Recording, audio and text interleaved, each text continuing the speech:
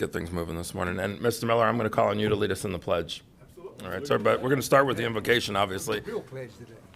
Pastor, General. Now let us pray. Gracious and almighty God, accept our gratitude for public service, for the service rendered to Collier County by faithful and dedicated employees. Their commitment to serving the public, hanging in there on days when they might rather let go, and their continued service in years that become decades is greatly appreciated. All that we can do can be a job, or the work that we could do could be so much more. We give thanks for those who embrace their work as a calling, whether elected or employed, beginning a career or having one winding down. We ask for your blessings on our elected leaders so that their work and collegiality may, in a polarized world, can be a model for others. We give thanks for the creative nature of Collier County citizens. Our hearts are grateful for the gift of artwork that inspires, provides insights, and stimulates the mind and the soul, and conveys a message to preserve this paradise. In you, O Lord, paradise was lost and is now found. Give us the creative minds and souls to be a place of hospitality that strengthens the fabric of this incredible community. In your name we pray. Amen. Amen. Very nice. So place your hand over your heart, face the flag. I pledge allegiance to the flag of the United States of America and to the republic for which it stands, one nation, under God, indivisible, with liberty and justice for all.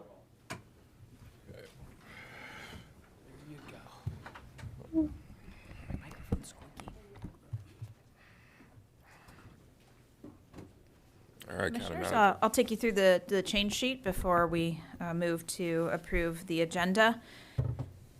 First item, move item 17A to 9C. This item requires that ex parte disclosure be provided by commission members should a hearing be held. All participants are required to be sworn in. Recommendation to approve an ordinance amending the Collier County Boulevard Mixed-Use Commerce Center Planned Unit Development to increase the maximum number of dwelling units by 413 for a total of 846 dwelling units for the PUD, and changing the commercial tract to the commercial mixed-use tract. The subject property is located in the Activity Center Number 9 overlay and within Special Treatment Wellfield Zone 4, west of Collier Boulevard and south of Magnolia Pond Drive in Section 34, Township 49, South, Range 26 East, Collier County, Florida, consisting of 70 plus or minus acres, and by providing an effective date.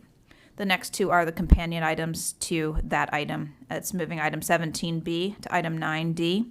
This item requires ex parte disclosure. This is a recommendation to approve an ordinance amending the Golden Gate Commerce Park Planned Unit to change the commercial tracts to commercial mixed-use tracts, and by adding fabricated metal products as a permitted use in the commercial mixed-use tracts. The subject property is located on the west side of County Road 951 and north of I-75, consisting of 74.2 plus or minus acres in Section 34, Township 49 South, Range 26 East, Collier County, Florida. And move item 16B1 to 11B. Recommendation to approve and execute a second amendment to developer agreement with Victoria Estates Limited, Magpond LLC, and I-75 Associates LLC, collectively referred to as a developer, in order to coordinate the developer's project with the design and construction of the Collier Boulevard widening project. Again, this is a companion item to the prior two 17A and 17B, which are now 9C and 9D, and they will all be heard together at the appropriate time.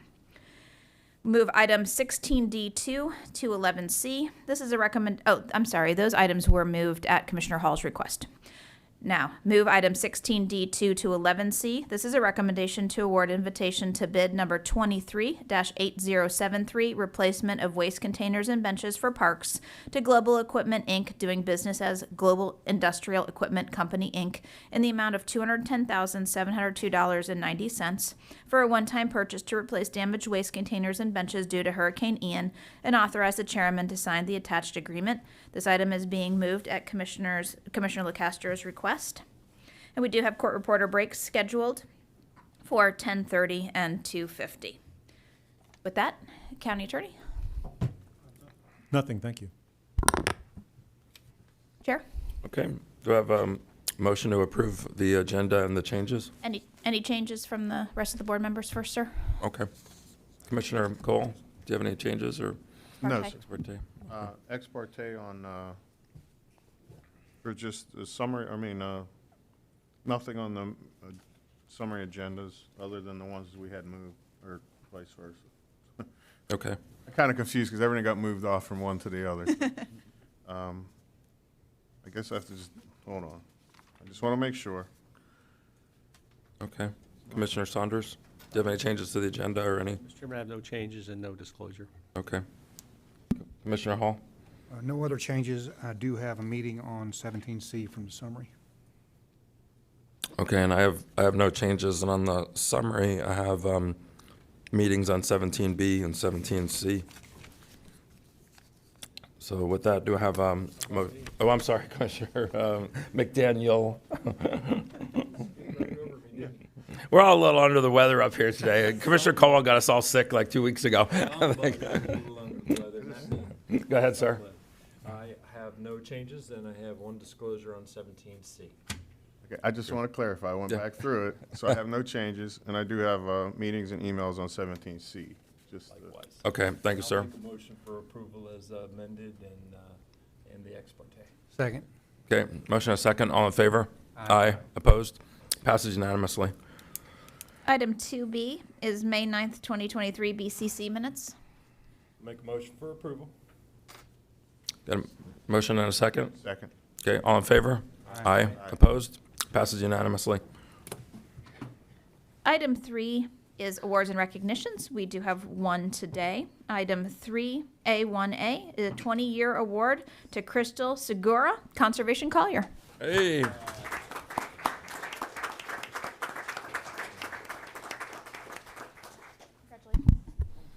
service. That's a long time. I'm not feeling great, so I'm not going to shake your hand, but thank you. Thank you. 20 years, huh? Yes. Started with us when she was 5.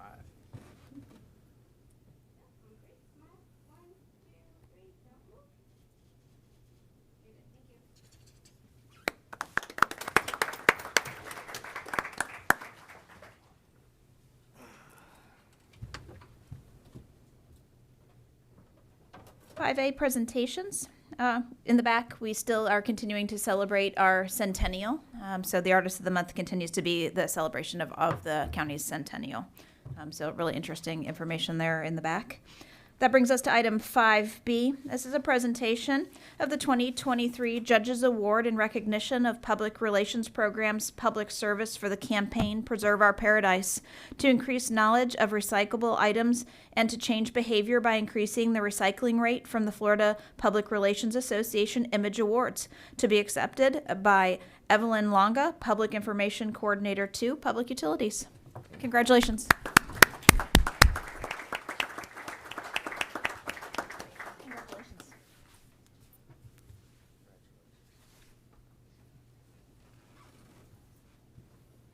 Recycle. That's it. Thank you. Props? Yeah. Look at her photo bombing us. Back.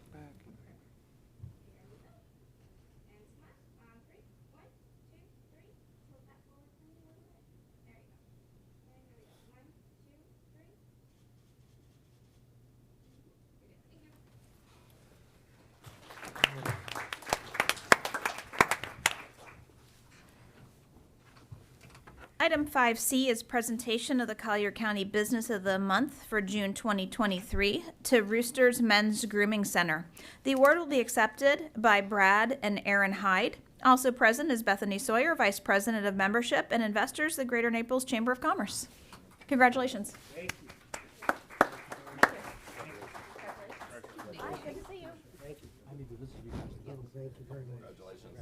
I'm not feeling too good, so Thank you, sir. I'm not getting anybody sick. Very much. Appreciate it. Thank you. Thank you.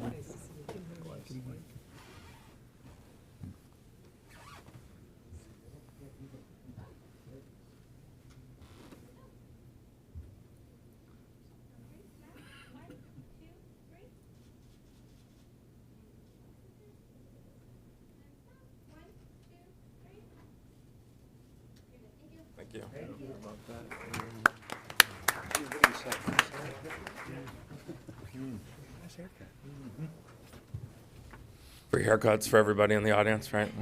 Just a discount. Yeah.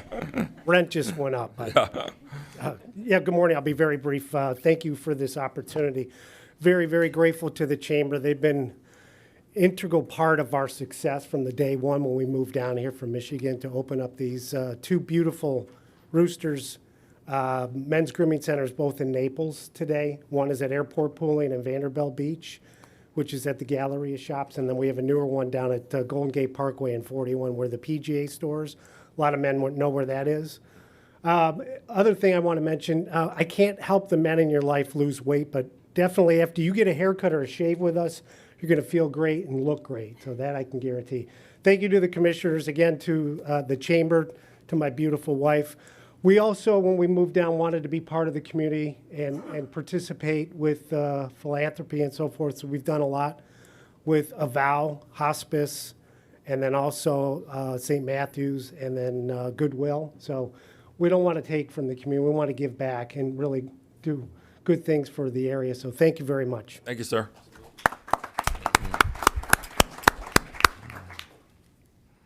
Item 5D is a presentation regarding the Everglades restoration efforts and the C-43 Reservoir Project by Phil Flood, South Florida Water Management District. Welcome, Mr. Flood. Thank you, and thank you so much for giving me the opportunity to give you an overview of Everglades restoration. I'm not quite sure this is an opportunity, sir. It took an arm twisting to get him to come here. Thank you for. I'm here though, right? Yes, sir, you are. I appreciate it.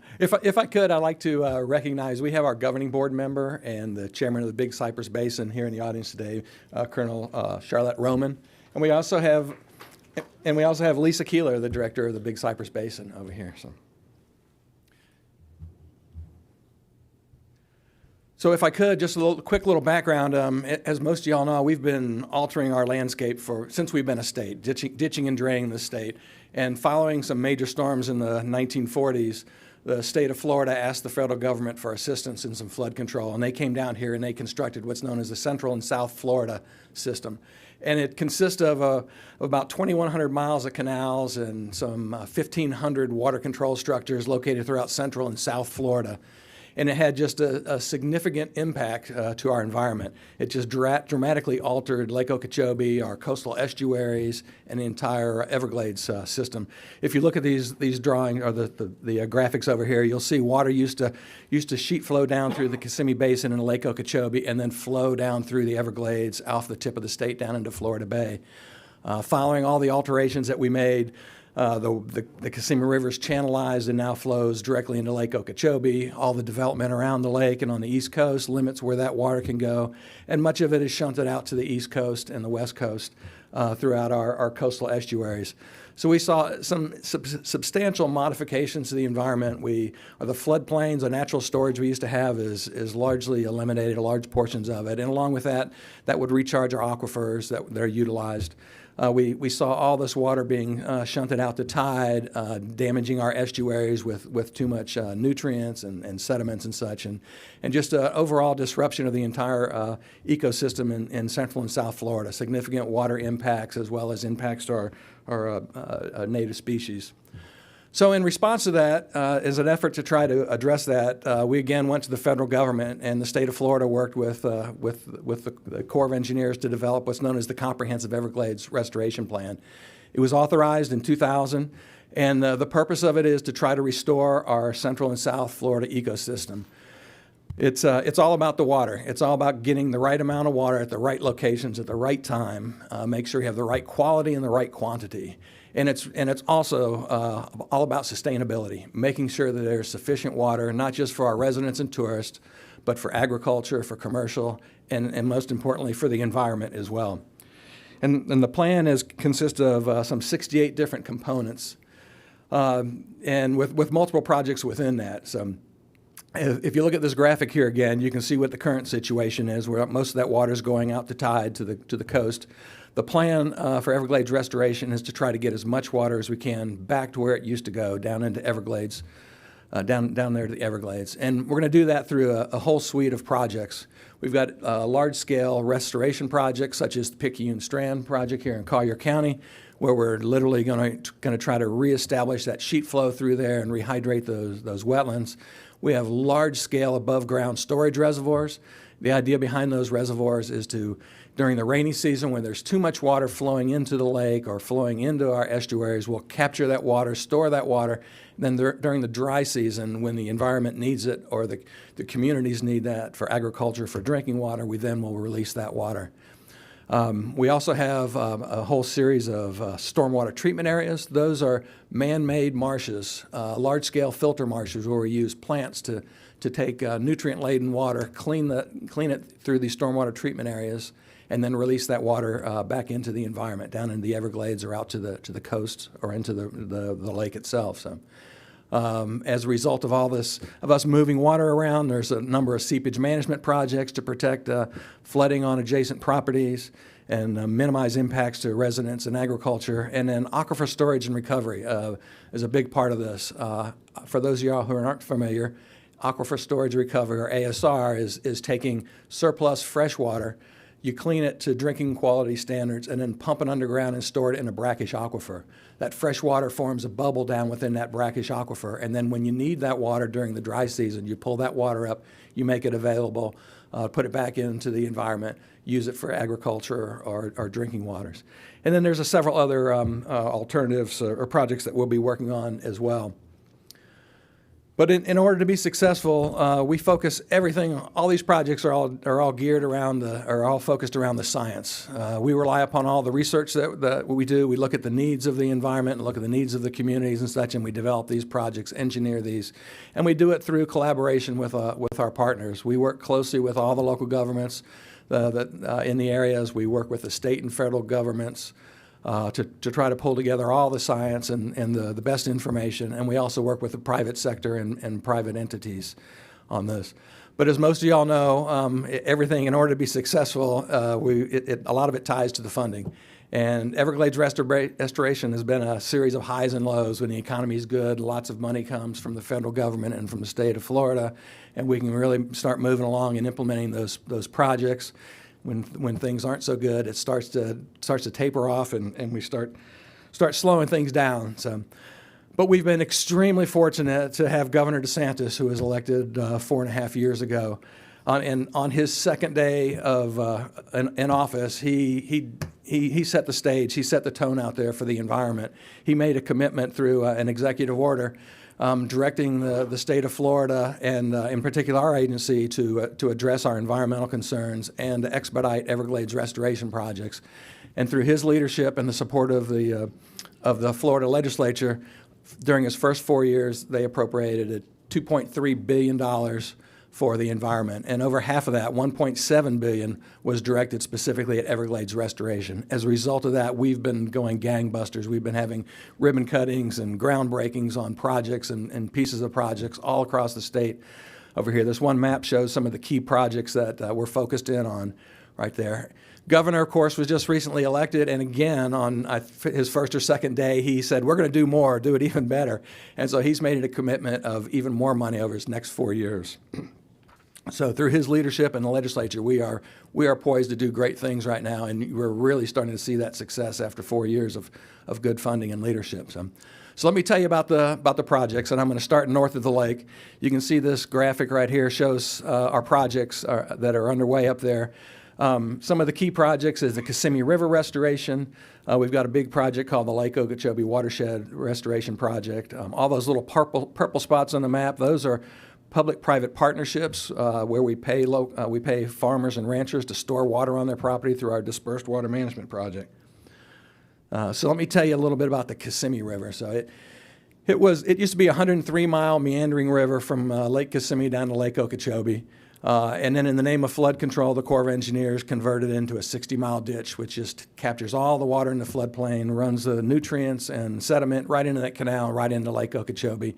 Needless to say, significant impacts to the environment. The whole river system just collapsed. Lake Okeechobee is being overwhelmed with nutrients and such. And so we work with the Corps of Engineers. We identified areas about probably a third or more of the river where we could go back and restore it, where people had moved into the area. So we can continue to provide flood control through the portion of the canal, but restore the river channel itself. And so we've been able to backfill 22 miles of the canal, restore 44 miles of the river, and now we have over 40 square miles of floodplain habitat that's been restored. And if you just look at the pictures, it just tells it all right there, the before and after shots. Here you can see the floodplain during the rainy season where it's doing what it's supposed to do. Water's being stored up there in the floodplain, slowly making its way down into Lake Okeechobee. We're rehydrating the soils up there, recharging the aquifer, just creating just incredible habitat up there. So we've seen just great things as a result of the Kissimmee River restoration. We just wrapped it up at the Corps of Engineers here within the last year and just seen a complete rebound of the ecology up there and the water supply. So a great, great project. We have another one that we just recently kicked off, a big one up there called the Lake Okeechobee Watershed Restoration Project. And the purpose behind this project is water storage and making sure that we can have water to be available for use for the environment and for the farmers and people that need water up there in the dry times. And it's all about trying to make the lake levels, try to do a good job maintaining those lake levels so that there's not damaging discharges out to the estuaries. So we're going to do this through two primary components here. One is a wetland restoration project. The district is buying 6,000 acres. We're going to restore a portion of the floodplain. But the biggest part of it is the storage wells. We've got 55 storage wells located around the north shore of Lake Okeechobee and along the Kissimmee River. And again, the idea here is we'll capture the water during the rainy season when there's a surplus of water, grab that water, pump it underground, clean it first, pump it underground, store it there, and then during the dry seasons when we need water in the lake or the estuary or the farmers or the water supply folks, we'll pull that water out and make that available. So another great project that's underway there. And then I threw in a slide here about one of our public-private partnerships. This one is located on the west side of Lake Okeechobee. It's with Likes Brothers, and what we've done is we entered into a contract with them in 2015. They used 16,000 acres of their land, kept that land on the tax rolls, and they built a shallow impoundment over there. So it's a small dam that goes around the 1,600 acres and some pumps.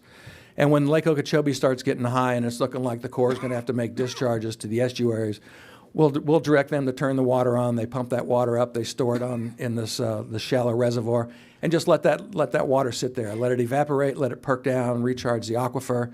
And this is just a great project. We have a number of these scattered around north of the lake, and they're intended as interim projects until such time as we can finish Everglades restoration, until we can get all of our other key projects constructed. And so we pay them to store water on their property. They keep it on the tax rolls. They continue to use it throughout the year.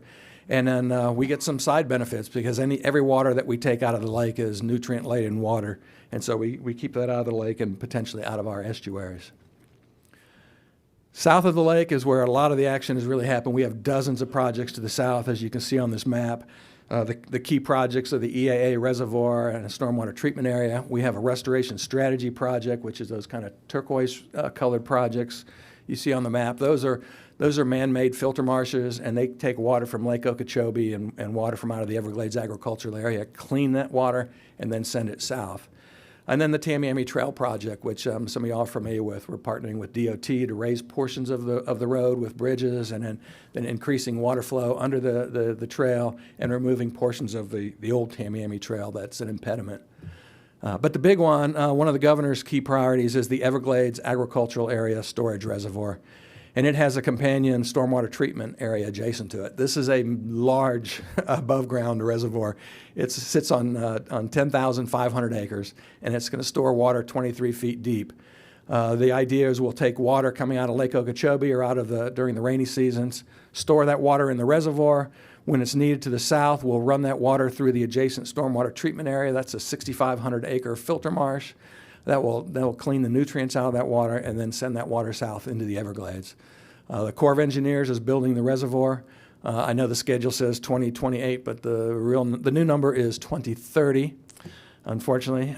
But the district is building the stormwater treatment area, and we are scheduled to have that wrapped up here at the end of this year. And we'll be able to put that in operation even without the reservoir there. We'll be able to take water coming out of the ag areas in Lake Okeechobee and clean it and send it to the south. A tremendous project, very, very important. But hitting close to home, here's our Picayune Strand project right here in our own backyard. This is a tremendous project. I'm sure you all are familiar with it. It's located south of I-75, a former subdivision. 4 large canals that all funnel into one that discharges down to the Port of the Isles down there.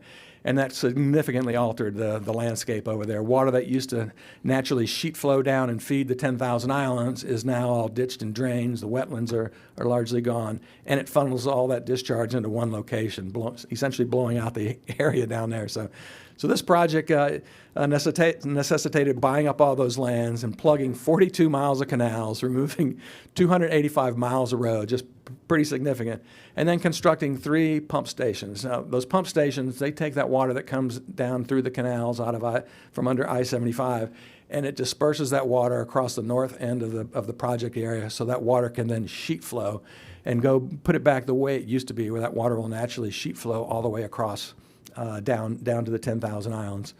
There's also a component to protect the agricultural interest down in the southwest corner of the property. It's the southwestern protection feature, and then we had to do a manatee mitigation feature down in the south of Port of the Isles as well.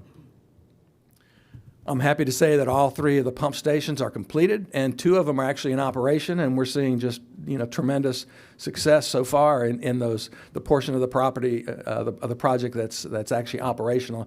You can see a couple pictures of the pump station sending some water out, spraying that water across the landscape and letting it flow down to the south. The manatee mitigation feature is completed, and the Corps of Engineers is working on plugging the canals and the roads, and that will be completed by 2024. And at that same time, we should finish up the southwestern protection feature as well. And then the entire project is slated to be completed by 2025, and at that time, we'll have over 55,000 acres of native wetlands and uplands that have been restored. And we're going to have reestablished that flow to improve the water quality and improve the environment down there in the Collier Seminole State Park, the 10,000 Islands National Wildlife Refuge, and Rookery Bay. So, St. Lucie Estuary, I'm not going to spend a lot of time since that's that other coast over there. But we have similar projects over there. We got a large-scale reservoir that was recently completed. We have a number of dispersed water storage projects on private land, and we have another reservoir that's starting the planning stages there as well. But let me tell you about what's really going to help us on the West Coast over here, and it's our work on the Caloosahatchee River and Estuary. It's the big C-43 reservoir and the Lake Hickpachee Hydrologic Enhancement Project. Lake Hickpachee is actually, it's not really a lake. It used to be a 6,000 acre lake. It's a 6,000 acre marsh. Back in the 1800s, Hamilton Diston decided it was a good idea to connect the Caloosahatchee River with Lake Okeechobee, and so he constructed a large canal to connect it. And that makes a lot of sense back at the time for commerce and for flood control, and drains off some of those lands for agricultural purposes and development.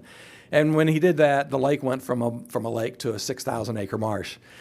So, and then also as part of the Central and South Florida project, there's a canal that runs north and south that flows directly down into the canal right across the north shore of Lake Hickpachee, and that captures agricultural runoff as well as stormwater runoff from the city of Moorhaven, which is right here on the corner of the picture here. And so what we did is we acquired about a little over 700 acres and built a shallow impoundment up there along with a pump station. And then along the north face of the shore, we built what's known as a spreader canal, and it's about 1.5 miles long, and it's a canal that's plugged on either end.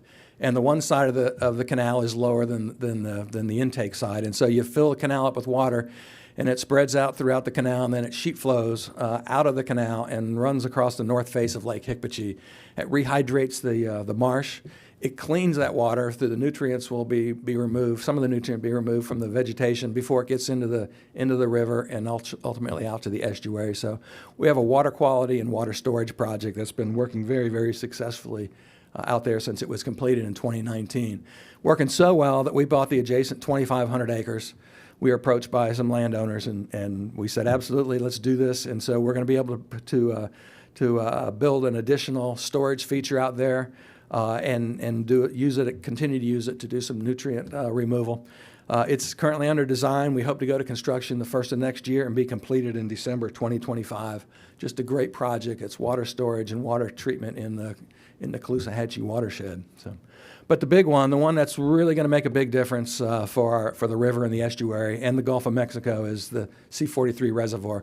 This one's a long time coming. We had it all ready to go in 2000, but waiting on the federal government to to get all the authorizations and funding in place, and it took forever. So in 2015, then Governor Scott directed the Water Management District to build this thing, and so we got started with the very beginnings of it in 2015. But it's located right in the center of the watershed between Lake Okeechobee and the Gulf of Mexico. It's right off of the Caloosahatchee River there off of State Road 80. And this thing, it's massive. It's 18 square miles. It's 6 miles across. Next time you drive and see how far 6 miles is, a reservoir goes from, it's 6 miles across, 3 miles north and south. And it's just a substantial feature. It's so large we had to put a divider down the middle of it to attenuate some of the wave energy. The winds could generate waves that could overtop the dam. And so for one of the reasons, we put a separator dam in there. But the purpose of this one is during the rainy season, because all the ditching and draining, there's too much fresh water going to the estuary, and also the Corps compounds it with lake discharges. So the idea is to capture lake discharges and excess basin runoff, hold it in the reservoir during the rainy season to try to attenuate too much fresh water in the estuary. Then in the dry season, when the estuary needs fresh water, we'll release it. So it's a pretty significant structure. As I mentioned, it's got 19 miles of dam bankment around it. It's got 14 water control structures and 2 big pump stations. And the slide is not working. There we go. And so the day, this just kind of shows you the cross section of what the dam's going to look like. It give you an idea. It's going to range in height from 27 to 38 feet high, and that's because of the slope on the property over there. It's a massive structure. While the crest of the dam is only 14 feet, the base of it averages over 300 feet, the length of a football field, the base of this thing over here. And it's considered a high-risk dam, and so it has a number of safety features built into it there to protect the environment or to protect any failure from any of the neighbors around there. So this project is under construction. We had a little hiccup and had to fire our major contractor, but district has picked up work out there, and we're continuing to move forward on it. So we're looking at and trying to be done with this thing in 2025 or 2026. So. But this current year, with the leadership of the governor and the legislature, governor's well on his way in meeting his goal of $3.5 billion for the environment, because Everglades restoration itself got some $600 million, and so you can see the kind of money that we're getting. The map shows on the right shows all the projects we have underway right now. And so we've got the funding to continue to march forward and kind of continue to make progress, so that we'll continue to see, a healthy environment out there and have water supply for all of us into the future. So, and with that, I'll leave you with another beautiful picture of the Kissimmee River channel when it's full of water, and showing you what restoration can do over there. And if anybody has any questions, I'll be more than happy to answer them. And I greatly appreciate you giving me the opportunity to share this incredible work that our incredible team does. Questions? I have a comment, and I just want to say thank you. I serve in a lot of different capacities. I'm on the coalition of counties with regard to Lake Okeechobee, and I saw you over there a couple of weeks ago in Okeechobee proper, and I welcome my colleagues to get involved with what's in fact transpiring. What's coming fast and furious at us is the WIRP program. Mr.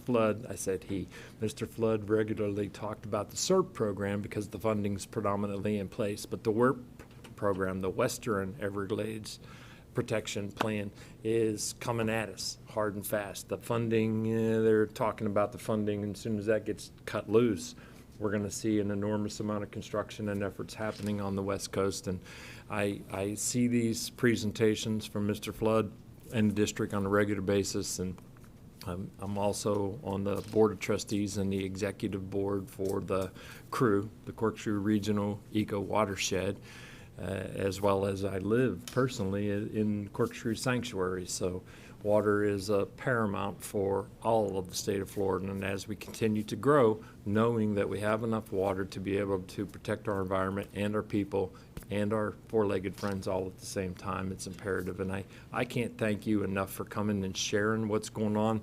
That was a force feed with a fire hose as far as what's in fact going on, but there's a lot of really, really exciting things transpiring, and I welcome you to come to these meetings, come to get involved with what's in fact transpiring.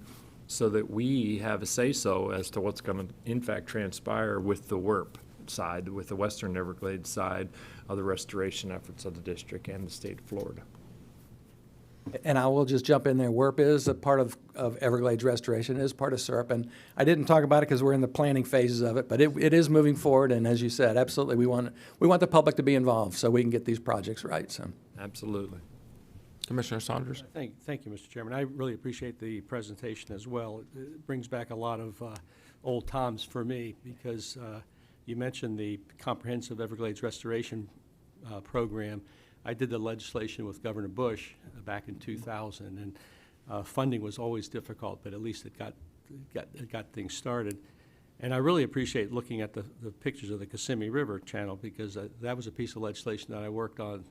That was they called that the Northern Everglades legislation. I filed that legislation and worked on that.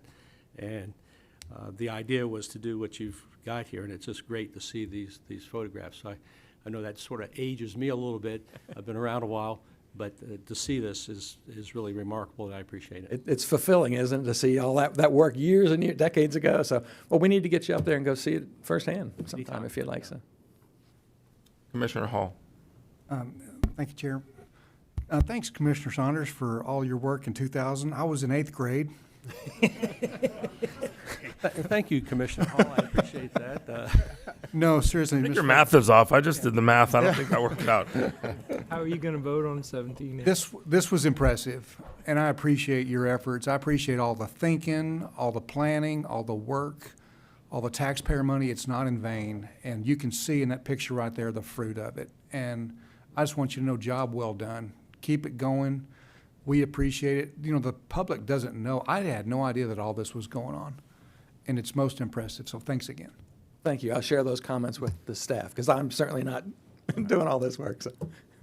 Use the button. I got a couple questions, Mr. Flood, on C-43 reservoir. So that project has already started, but it's going to take a couple of years. What's the completion date? So, well, you we're likely going to be 2025. We had an issue with the contractor that got very, very behind schedule, and so we ended up terminating the contract.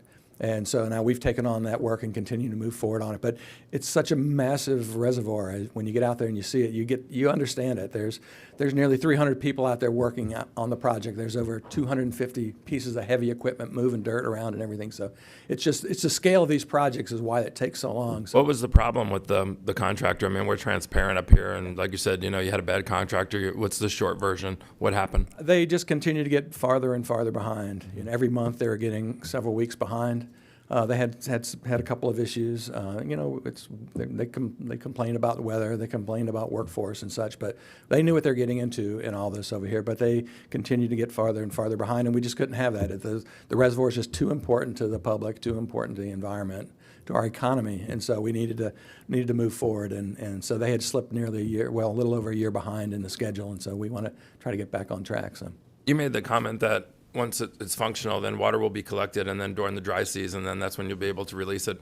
Question we get a lot of times from citizens who maybe don't follow this as closely, but their question does have merit, is when we just collect water generically, and we collect water all the time and hold it for eventual release, while it's being held in the C-43 reservoir, and like you said, that's going to be massive, is it regularly tested so that when you get ready to release it that something hasn't happened to that water, or you've collected something that had some sort of negative runoff? Because we hear that a lot from citizens who say, when you lifted the door and released the water, then it made red tide 10 times worse, or it caused some other kind of problem. While that water is being held for a significant amount of time, things can happen to it. Sure. Do you know offhand while it's being stored? Absolutely. Well, we'll certainly monitor conditions in there, but we will be treating that water as it goes in there, so we will be removing some of the nutrients. So it won't be as nutrient laden as the water that's coming down the river now. So what's released will be cleaner than what would have been going out there in the estuary. We'll continue to monitor it.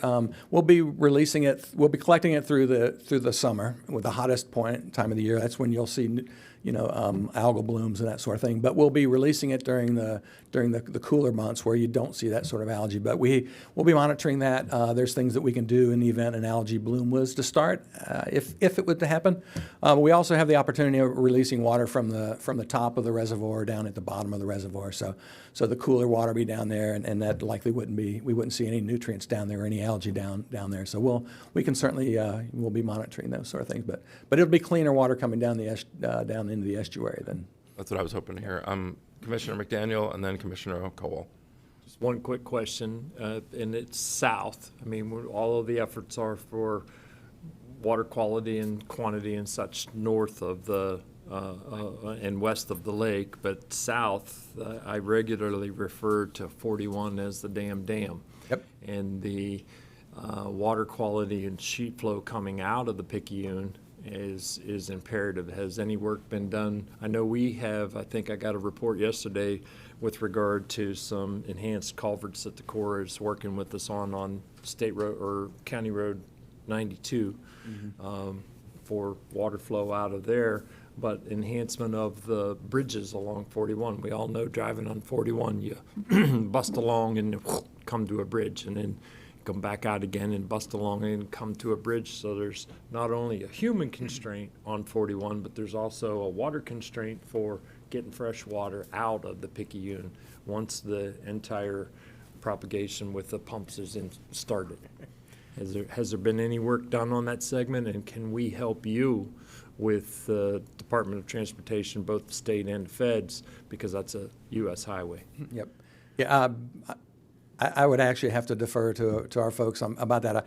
I'm certain that through the engineering of this, knowing how much water is going to be released, how much is going to come through, that we already have in place, the sufficient flows to go down through there. But I will certainly go and check and see if there's anything any additional work that needs to be done.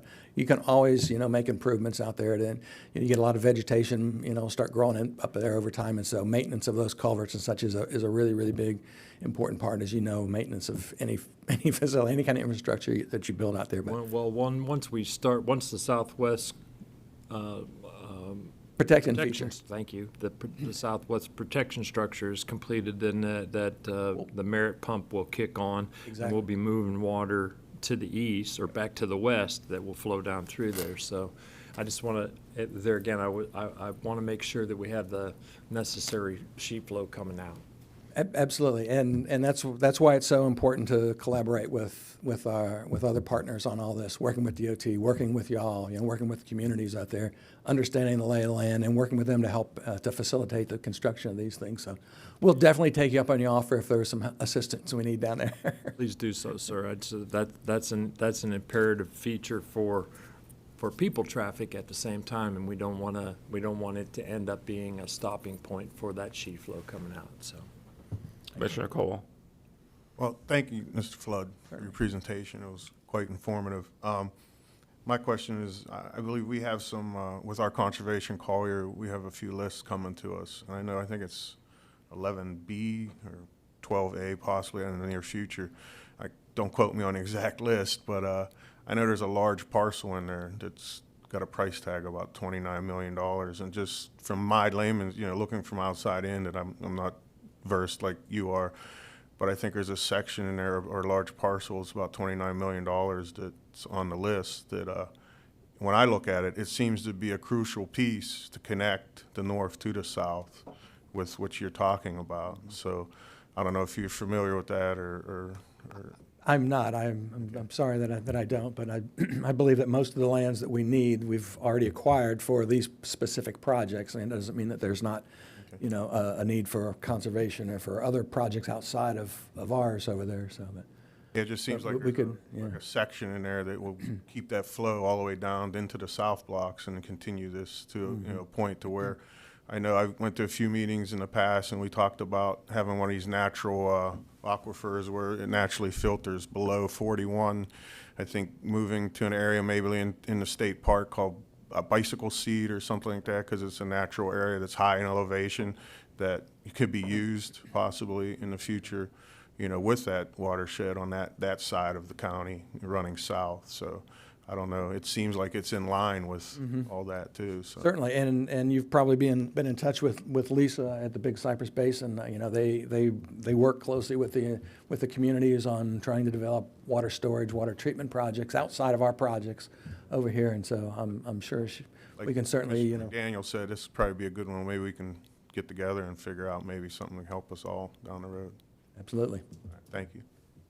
Well, thank you, sir, for your presentation. I also want to, on behalf of all of us, again, also acknowledge Charlotte Roman and all the great work that she's done here for the county. And Lisa Keeler is an incredible resource for all of us. You know, you bump into her in the halls all the time up here. And so I know that we all reach out to her. Just, you know, if I have a water question, I don't even know exactly what her business card is, but I'll just call her because you know, she's always at the other end of the phone very quickly and keeping us updated on a lot of things. So you got a great team, and thanks. You know, I would just say in closing that C43 Reservoir project is huge. Don't miss the opportunity to keep us updated, and it doesn't necessarily need to be you coming to the podium, but just through Lisa or send us a note, or it'd be nice to know that project is on budget, on time. You know, we cut a ribbon on that thing, and you know, as we talked yesterday on the phone, yeah, some shout outs to the folks in Tallahassee, past and present, for the great work that's been done. But now, you know, we can't waste that money, and so a lot of money's coming to us, and it'd be you know, a sin if you know, we cut a ribbon super late and had another bad contractor, and that reservoir didn't do all the things that the governor and his staff is needing it to do, and so obviously you don't want to disappoint. Thank you, sir. Appreciate it. Appreciate it. Okay, Mr. Miller, do we have? Yes, sir, Mr. Chairman. We have 2 registered speakers under public comment. Your first speaker is Marco Island City Councilman Rich Blana. He'll be followed by Douglas Fee.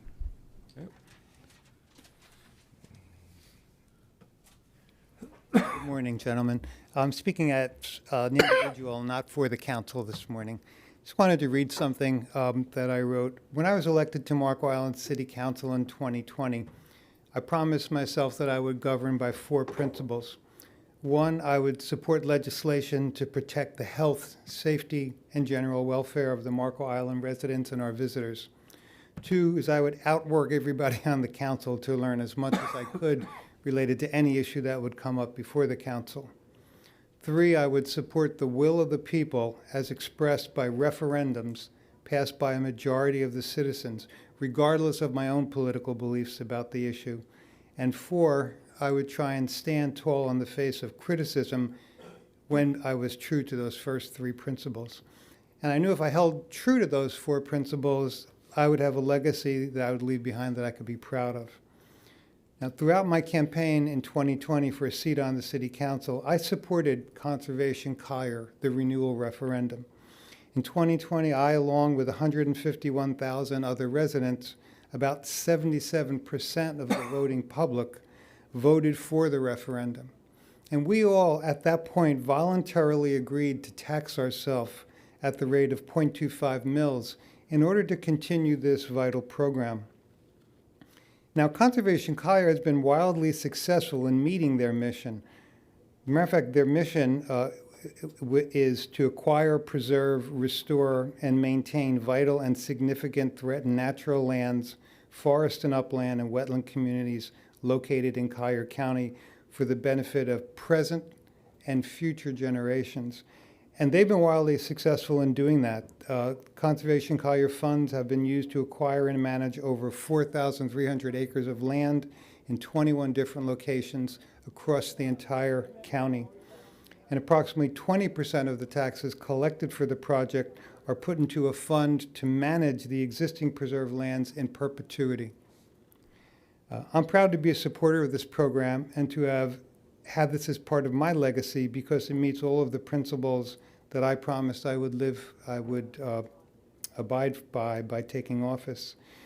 Now, as you approach your budget workshop on Thursday, I'm asking you to make support of this program part of your legacy and to continue to fund the program at the voter-supported millage rate of 0.25 mils.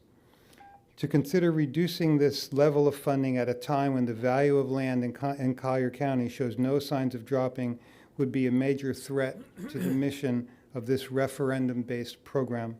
Please honor your commitment, as I have, to support the will of the people as expressed by referendums passed by a majority of the citizens, regardless of your own political beliefs about the issue. Thanks for your time, and thanks for your service.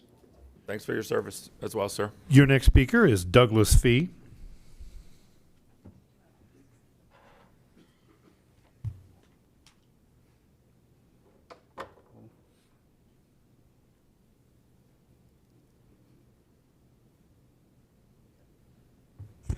Good morning. For the record, my name is Doug Fee. I live at 754 Pan Am Avenue up in North Naples. I came this morning, I wanted to ask the commission if they would put an agenda item or some presentation on Veterans Memorial Boulevard. I live in the area. It's a well-needed road, and I think that the community needs an update, okay? But I switched gears today. I live in this community called Gulf Harbor. It was platted in 1955. It's an old neighborhood. There are 165 homes, and the plat, which it had canals that were put in the neighborhood. They're all man-made, okay? And there's an important distinction between the river and man-made canals. We, the association called Gulf Harbor Moorings, Inc., we own a parcel on Venetian Way. It's yellow highlighted, and it's 405 feet in front of the boat basin. We've always used this parcel and this area for docks for our residents.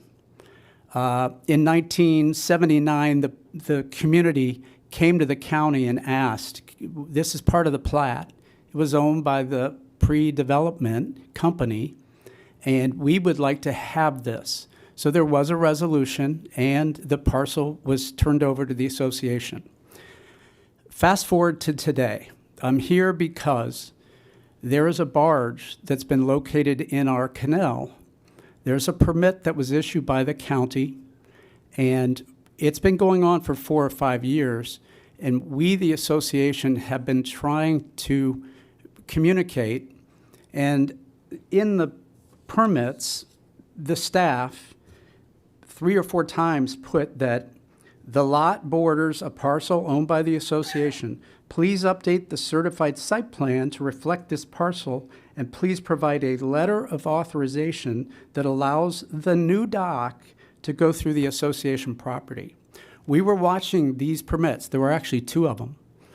And 3 times the staff at the growth management said, go seek approval. In fact, that did not happen, and the permit has now been issued.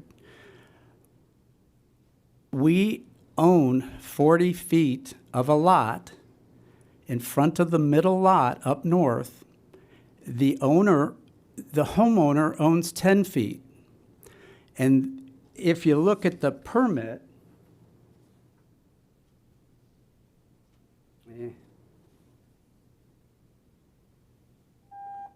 the green shows the association property. It's man-made. It's a deed. We own 108 feet, which is 68 feet of the first lot and 40 feet of the second lot. You will see on this print that the setback from the property line is 7.5. The dock itself is 4 feet. That's 11.5 feet. So we argue that the dock that will be built and is permitted is at least 1.5 feet over our property. Now, I realize there are legal issues. We've gone to the homeowner and tried to do a deal, okay? We'll give you a lease. We'll give you a 30-year lease. But unfortunately, the permit is issued. So I'm coming to you to ask, is there anything you can do? We've requested in an email at least twice from staff, from the county, can you rescind the permit? They basically said, no, you're going to have to do something on your own. And we will or we can, but we'd prefer to do it through the county.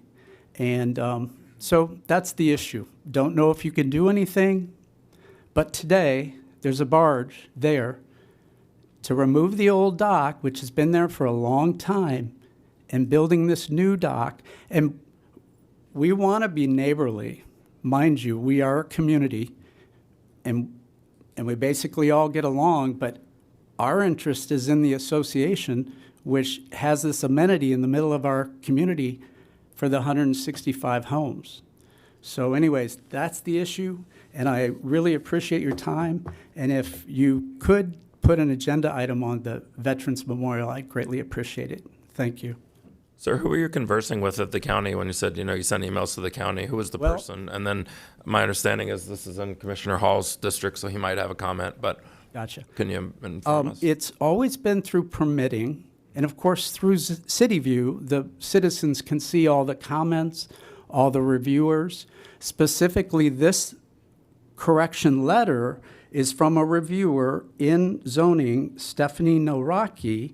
Of course, she answers to and works for Cormac Giblin, and we even sent it up to Jamie's French. So we sent it to the homeowner as well as the representatives, the marine company doing it. Our fear is that this is going to move ahead, and then we'll have no recourse. So we're trying to do it in the manner that helps everyone. Okay? Well, okay. I don't know if Commissioner Hall's got something, but we have staff here that's obviously heard your presentation. So, you've come to the nucleus of Collier County government and presented your issue. I don't know, Commissioner Hall. So, Mr. Fee, just to clarify, you mentioned Veterans Memorial, the road, and then you mentioned Yes, the sir. dock. So what exactly were you wanting on Veterans Memorial? Well, I came today not going to speak on this dock issue. I was just going to ask the commissioners if they could do an update. Obviously, the new high school will open another month. There's a roadway that is, I'll say, halfway completed. I call it the Veterans Memorial Driveway, okay? Many of you have seen emails, and they may seem out of order, but the community is really anxious for that roadway to get built. I was told recently in an email that the 1.25 mile out to 41 would not be completed until 2028. That's 5 years of residents who live on this side, on the Wiggins side, having to travel Bonita Beach Road and Immokalee Road to Livingston to get over to the high school. It's a lot of students. So basically, I wanted to say, can you do anything to get things sped up? I know there's a railroad issue. I know that there's also some ponding issues. And so if there's some kind of an update, at least people could come and hear what's going on that road. Okay? We'll have somebody get in contact with you about the dock as well. Perfect. Thank you so much. That was all of our registered speakers, Mr. Chairman. All right, thank you. Okay, I guess we'll keep moving to 9A. Commissioners, that brings us to item 9A and its companion item 9B. This item requires that all participants be sworn in and ex parte disclosure be provided by commission members. This is a recommendation to approve an ordinance amending BCHD 1 commercial planned unit development by adding 2.69 acres plus or minus to the CPUD, adding 130,000 square feet of indoor self-storage, and reducing commercial uses from 200,000 square feet to 100,000 square feet of gross floor area. The property is located approximately 1/2 mile north of Randall Boulevard on the west side of Immokalee Road in Section 22, Township 48 South, Range 27 East, with the entire PUD consisting of 21.82 acres. Its companion item 9B is a recommendation to approve an ordinance amending the rural Golden Gate Estates sub-element of the Golden Gate Area Master Plan element and rural Golden Gate Estates future land use map to revise the Immokalee Road Estates commercial subdistrict to add 2.69 plus or minus acres to the subdistrict to allow 130,000 square feet of gross floor area of indoor self-storage, and to reduce commercial uses from 200,000 square feet to 100,000 square feet of gross floor area. The subject property, consisting of 21.82 plus or minus acres, is located approximately 1/2 mile north of Randall Boulevard on the west side of Immokalee Road in Section 22, Township 48 South, Range 27 East, Collier County, Florida. And this does require swearing in.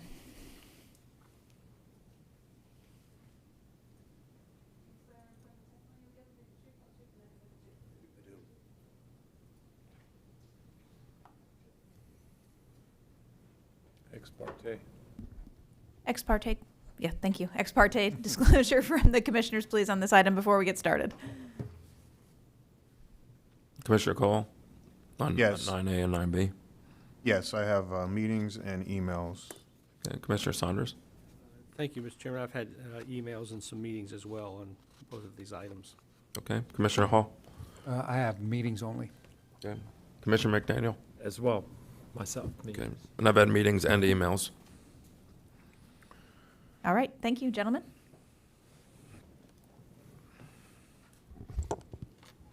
Thank you, Madam County Manager. Good morning, Commissioners. Noel Davies with the law firm of Davies Duke on behalf of the applicant, BCHD Partners 1 LLC, BCHD 1 Partners LLC, excuse me, which is an affiliate of the Barron Collier Companies.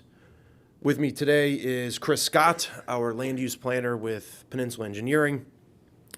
Bruce Lehman with Peninsula Engineering is our ecologist, and Jenna Woodward with Peninsula is our civil engineer.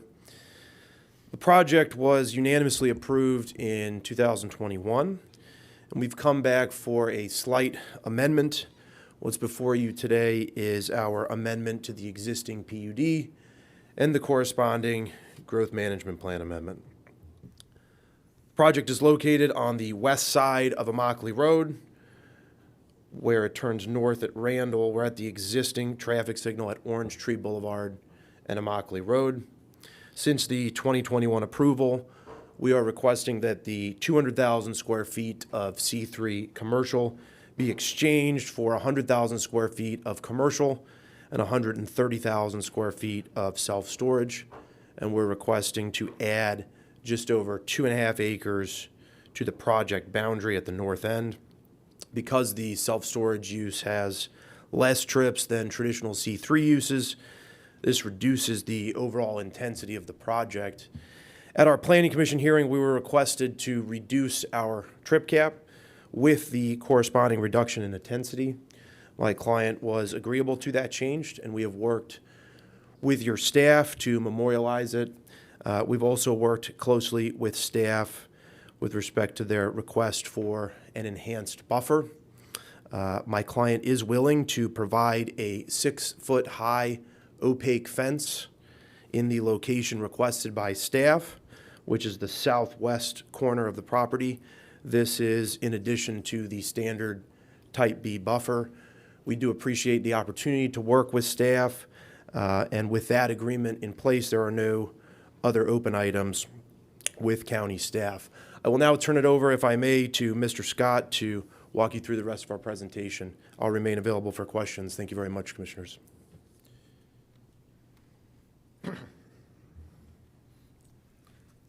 Morning. For the record, Chris Scott with Peninsula Engineering. I'll be as brief and quick as possible, but give an overview of the project. As Noel mentioned, this PUD and the sub-district within the growth management plan were originally approved in April 21. The total square footage of 200,000 square feet of commercial use was permitted. That included C1 through C3 uses as well as indoor self-storage. It was approved for a maximum 681 trips. The amendment really focuses on the north side of the development. The owners were looking to reconfigure some of the developable land. There was a purchase of 2.69 acres immediately to the north, and they reconfigured some commercial and preserve area. With that, they've also reduced the total square footage from 200,000 to identify what is allowed for self-storage separate from other commercial. It does not change any of the permitted uses or the development standards within the PUD. It actually results in a reduction in net trips, and it doesn't really affect the southern side of the PUD. This is the existing MCP on the left side of the screen, and the proposed to the right. The additional land is all on the north side adjacent to Immokalee Road. Here's the existing approved subdivision. This one's in color, a little bit easier to see. So you can see previously there were two smaller out parcel tracts on the north side of Orange Tree.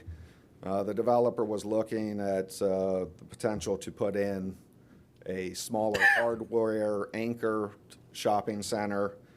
Needed to reconfigure that land, so the additional land was to primarily add, preserve, and reconfigure that commercial tract. There is one deviation proposed with the PUD. Currently, the Collier County Land Development Code's architectural standards would require a certain percentage of parking to be to the side or rear of a building.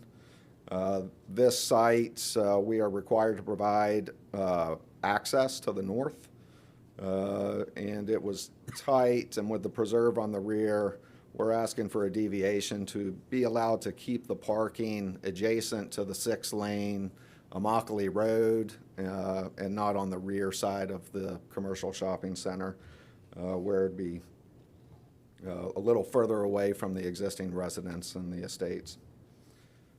As Noel mentioned, we did go through Planning Commission with a recommendation for approval. They had asked us to reduce the trip cap, and staff and the Planning Commission also asked for enhancements within the buffer that are highlighted on the screen.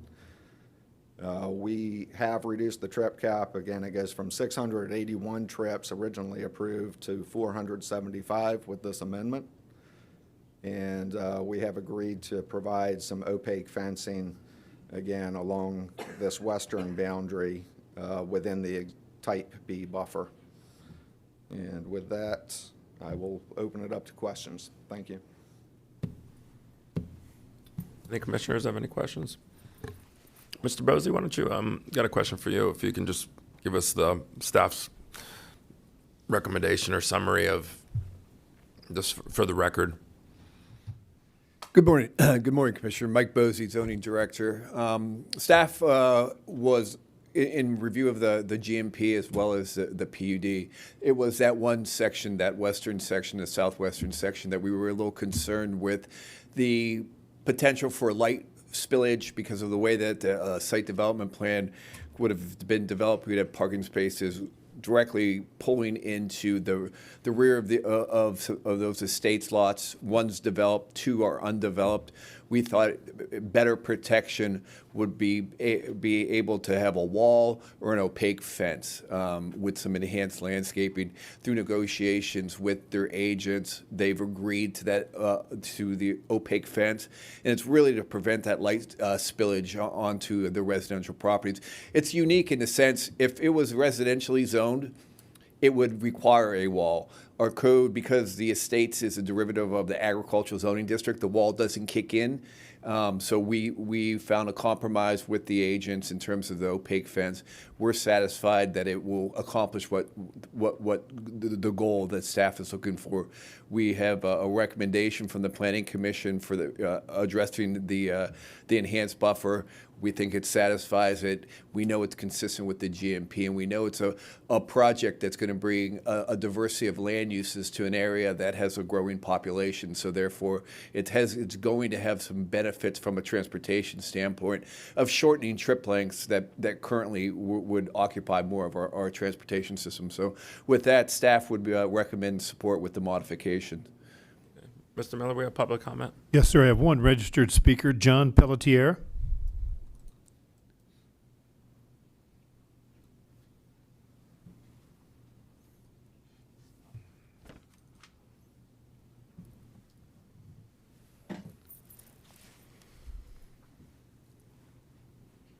Morning, Commissioners.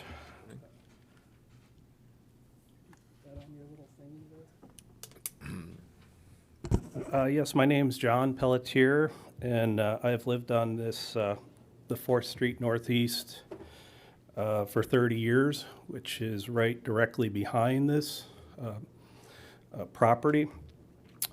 I'd like to speak to you today about the width reduction of the preserve and the proposed landscape buffering. As you could see, in the pink is what we were promised 2 years ago in 2021 at a informational meeting. Nice big thick buffer, and you can see the yellow Golden Gate Estates lots right directly behind there. So that's what was approved. And now we're getting this little one right here, and the commercial's getting pushed much closer to our lots. So that is my contention here that I'd like to speak to you about. The next one. What's the difference in width? You know, I mean, Yeah, if I had to ballpark. guess, probably 300-400 feet. Now, 150. You know, just maybe these gentlemen know. So the location of the supplemental buffer, from my understanding, I thought that was supposed to be a concrete wall. And also, my understanding was additional trees, 3 cluster palms between the buffer. Am I wrong at that? We'll find out in a minute. Okay.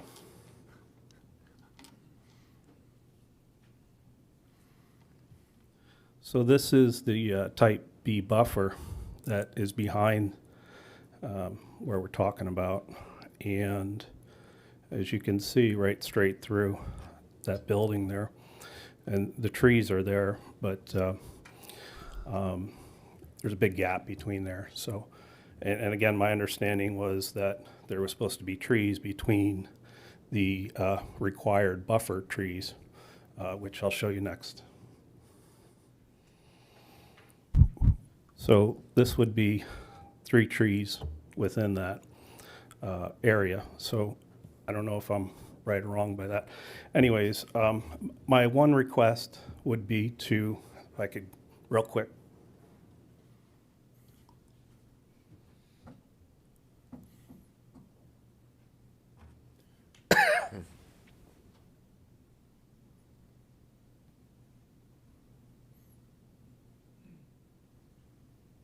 That area around the water management, if you could add some trees also there.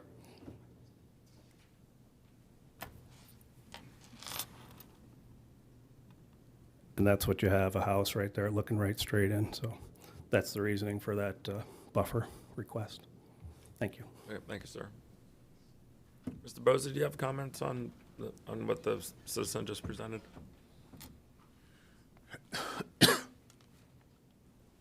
Same thing to you, Mr. Davies. Mike Bose again, Plan and Zoning Director. The recommendation that came from the Planning Commission was for an enhanced buffer with a wall and a trio of palms. Through the negotiations with the applicant, staff felt comfortable with the opaque fence, providing enough opacity towards where the visual screening was going to be accomplished. We've always we can always augment the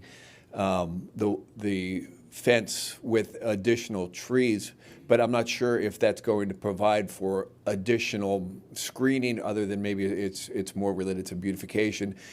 The argument from the applicant was the request was to modify add area to the northern areas. They weren't really addressing this southern area, and they already had a client with an approved SDP. So we found that compromise was the best route that we wanted to go. But that's obviously the discretion of the plant or the Board of County Commissioners as to what the final decision will be.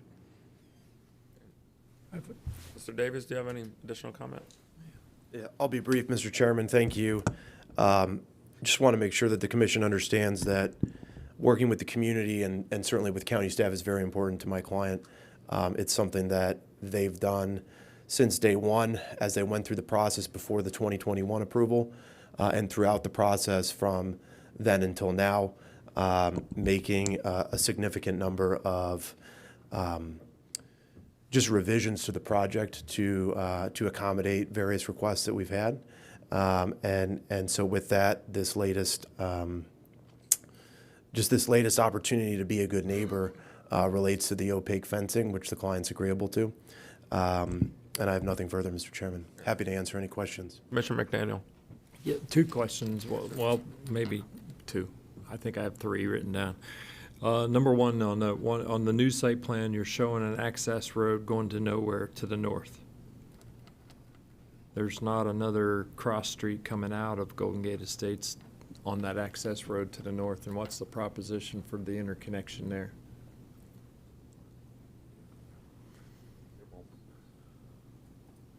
This here, Commissioner?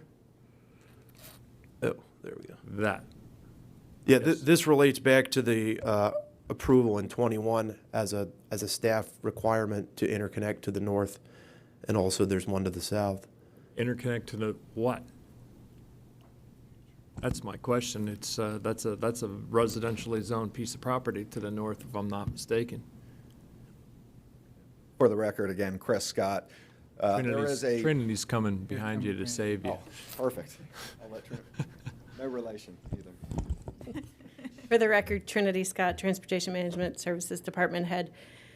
Yes, sir, it is a vacant residential piece, but with all PUDs, we like to have an arrow as a potential for a future interconnection. Should someone desire to develop that lot, even with a single-family home, they may like to have access to the traffic signal. That would be something that we would work with them on. But if we don't have the arrow on the master plan, it would require an insubstantial change in the future. So not knowing what will happen in the future, we wanted to have that potential interconnection. Does that proposition reduce the buffering to the north side if there is a residence there? I mean, are they required to clear it and show it as a potential access point? Because I see it, what I see as, are you looking at me like that? No, I was looking at this and then okay. coming up, focusing on you. Okay. I see it as creep. Hey, we're providing for an expansion of the commercial area. That's one of the requests here today.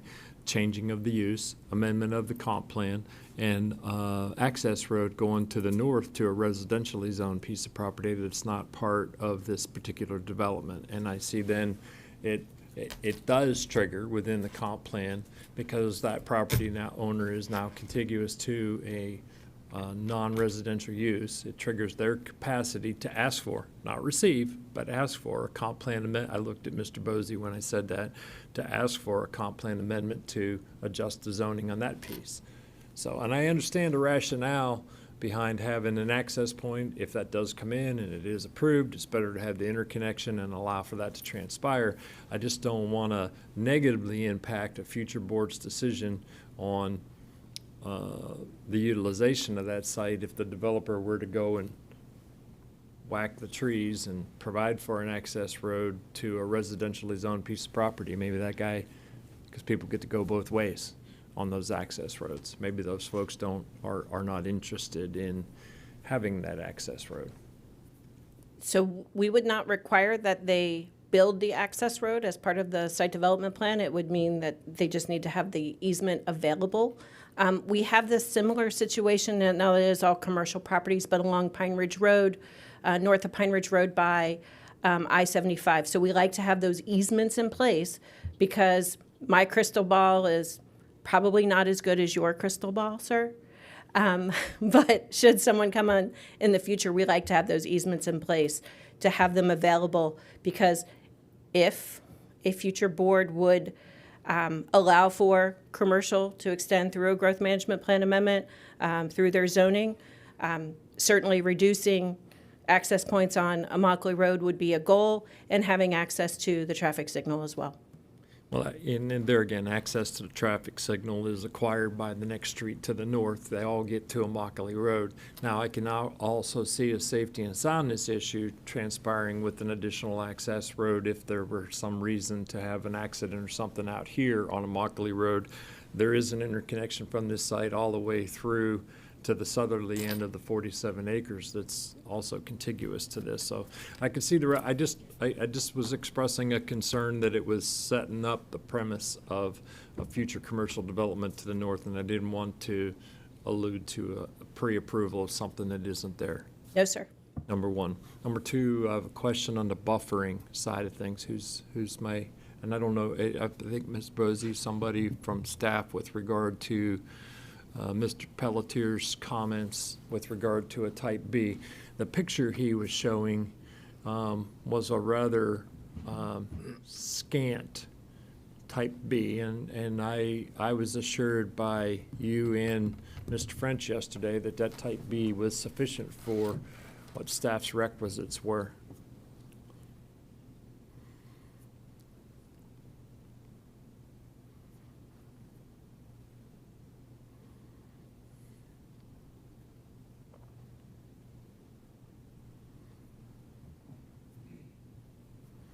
There you go.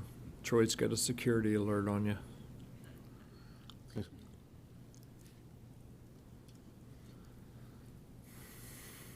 There you go. And that is a type B at the time of installation.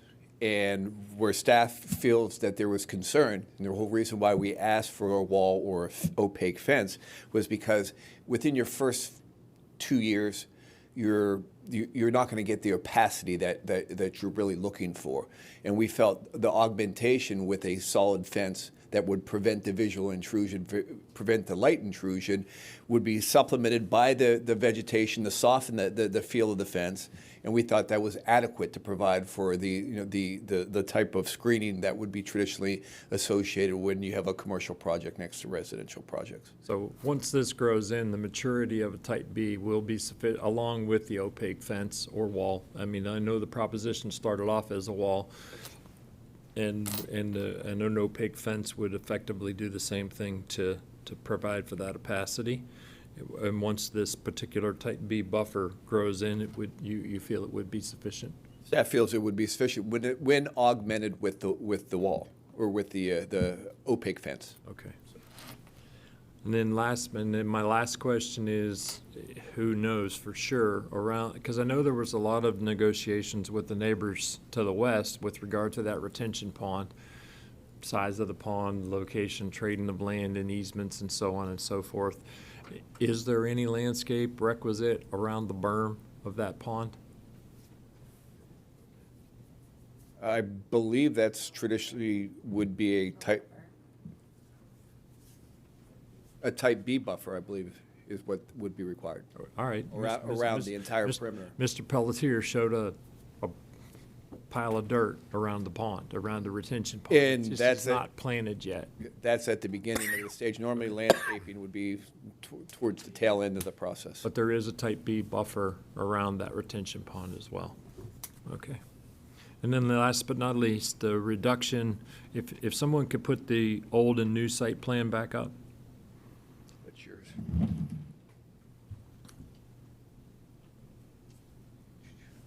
Is that yours?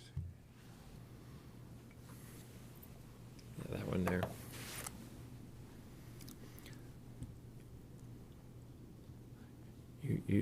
That one there. Yes, that one there. I had missed this when I was reviewing this. Is there sufficient vegetation in the reduction of the buffer to the west to provide for that opaqueness, or do we need to give consideration to fencing there as well? Because I see there's, what are you guys doing? You're kibitzing. There's an expansion to some of the buffering to the north, but a reduction in the east-west buffer, the buffer that's over there to the west between the retention pond and the new proposed commercial. Jamie Cook, your Director of Development Review. So during the review of this, environmental staff looked at the preservation requirements, and they are meeting the preservation requirements. Additionally, there will be a buffer to the west of the retention pond as well as to the east of the preserve. So there will actually be two buffers on their master plan. between the commercial and the residential behind them. I can say this in Billy terms, there's gonna be a buffer over on the west side between the residential and the retention pond. And then there's going to be an additional buffer on the east side of the reduced preserve that was, and I'm using Mr. Pelletier's words, it was 400 feet, now it's 150 or 2, It's about 270 right now, about 270, okay. And it originally was, about 450.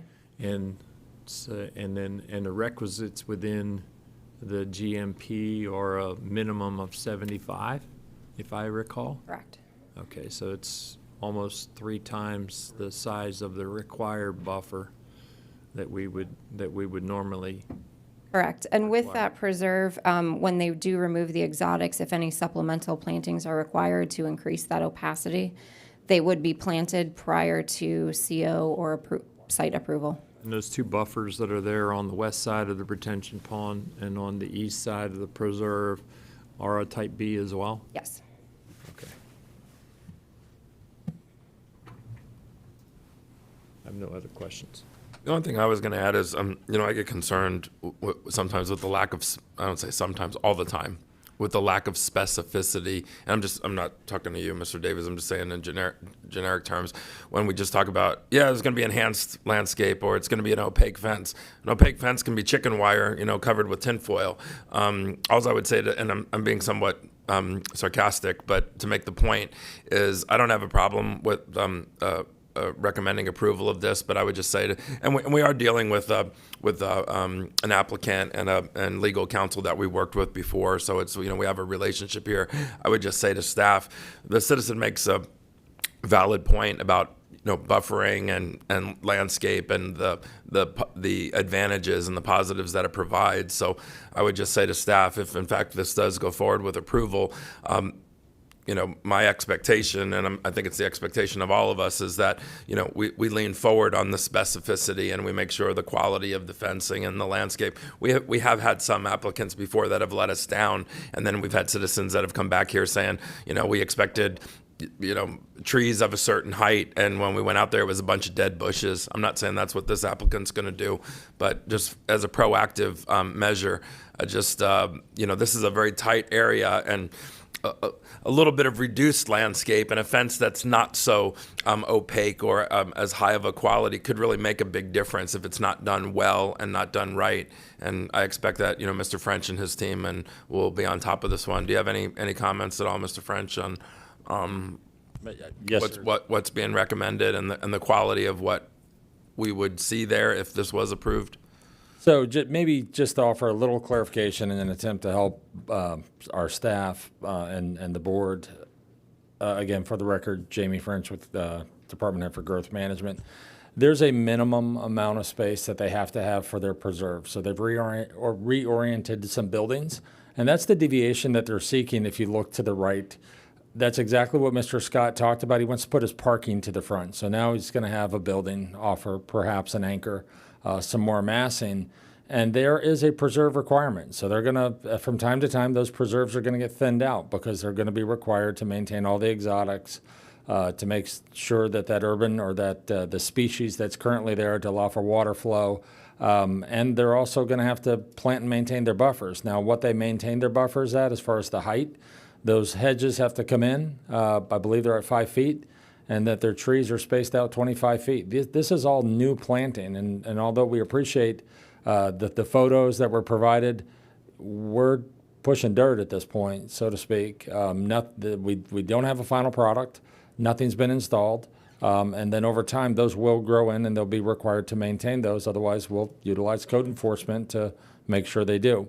The enhanced buffer, if we were to go to an enhanced type B buffer, typically those are just a double hedgerow. So we're going to have double new bushes, but there's still the plantings. They may stagger them off, but the intent really was from staff. Our goal yesterday in speaking with all of you and speaking with the applicant is we want to do everything we can to keep car lights out of backyards and show that separation.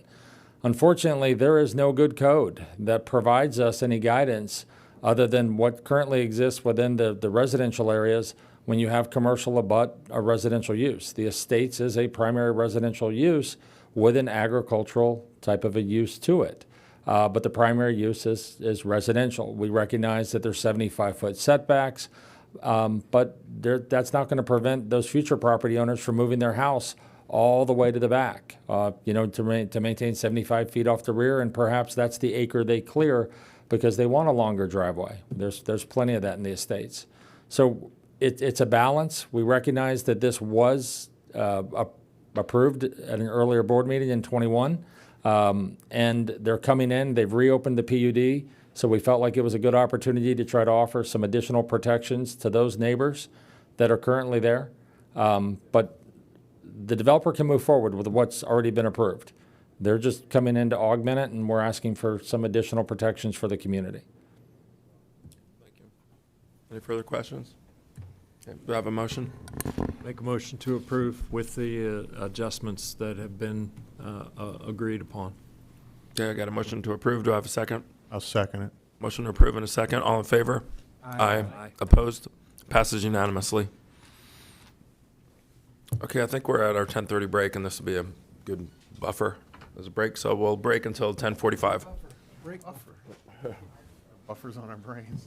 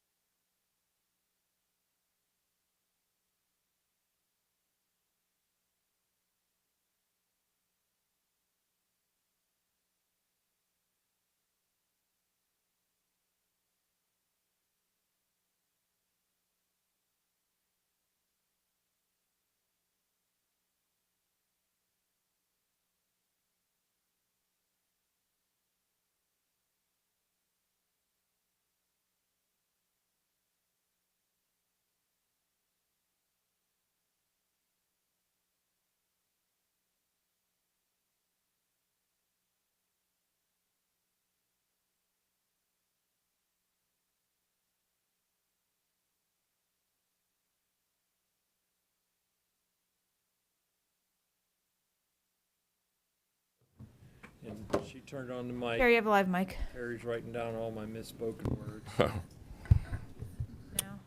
Okay, we're moving on to 9C. 9C, 9D, and 11B, all companion together? items. Yep, let me start with 9C, formerly 17A. Just one quick question. Yes, sir. I didn't specify in my motion for the approval of 9A and B. Do I need to specify that? County Attorney? I thought you did, but if you want to clarify the record. We were hearing them both at the same time, Yes, sir. so I just wanted to make sure we weren't in a technical difficulty. Same for this one. These will all be companion items, 9C, 9D, and 11B. 9C requires that participants provide, or be sworn in, and that ex parte disclosure be provided by the commission members. This is a recommendation to approve an ordinance amending the Collier County the Collier Boulevard Mixed-Use Commercial Center Planned Unit Development to increase the maximum number of dwelling units by 413 for a total of 846 dwelling units for the PUD. And by changing the commercial tract to the commercial tract mixed use, the subject property is located in the Activity Center Number 9 overlay and within Special Treatment Wellfield Zone 4, west of Collier Boulevard and south of Magnolia Pond Drive in Section 34, Township 49 South, Range 26 East, Collier County, Florida, consisting of 70 plus or minus acres, and providing an effective date. Item 9D also requires ex parte disclosure be provided by the commission members and all participants be sworn in. This is a recommendation to approve an ordinance amending the Golden Gate Commerce Park planned unit to change the commercial tracts to commercial mixed-use tracts, and by adding fabricated metal products as a permitted use in the commercial mixed-use tracts. The subject property is located on the west side of County Road 951 and north of I-75, consisting of 74.2 plus or minus acres in Section 34, Township 49 South, Range 26 East, Collier County, Florida. And finally, 11B, formerly 16B1, is a recommendation to approve and execute a second amendment to developer agreement with Victoria Estates Limited, Mag Pond LLC, and I-75 Associates LLC, collectively referred to as the developer, in order to coordinate the developer's project with the design and construction of the Collier Boulevard widening project. Commissioners, ex parte disclosure on these items? Commissioner Cole, do you have any? I have no expert. Commissioner Saunders? I have no ex parte as well. Commissioner Hall? I have none. Commissioner McDaniel? Nor do I. And I have none either. Proceed. We need to swear in the participants, please.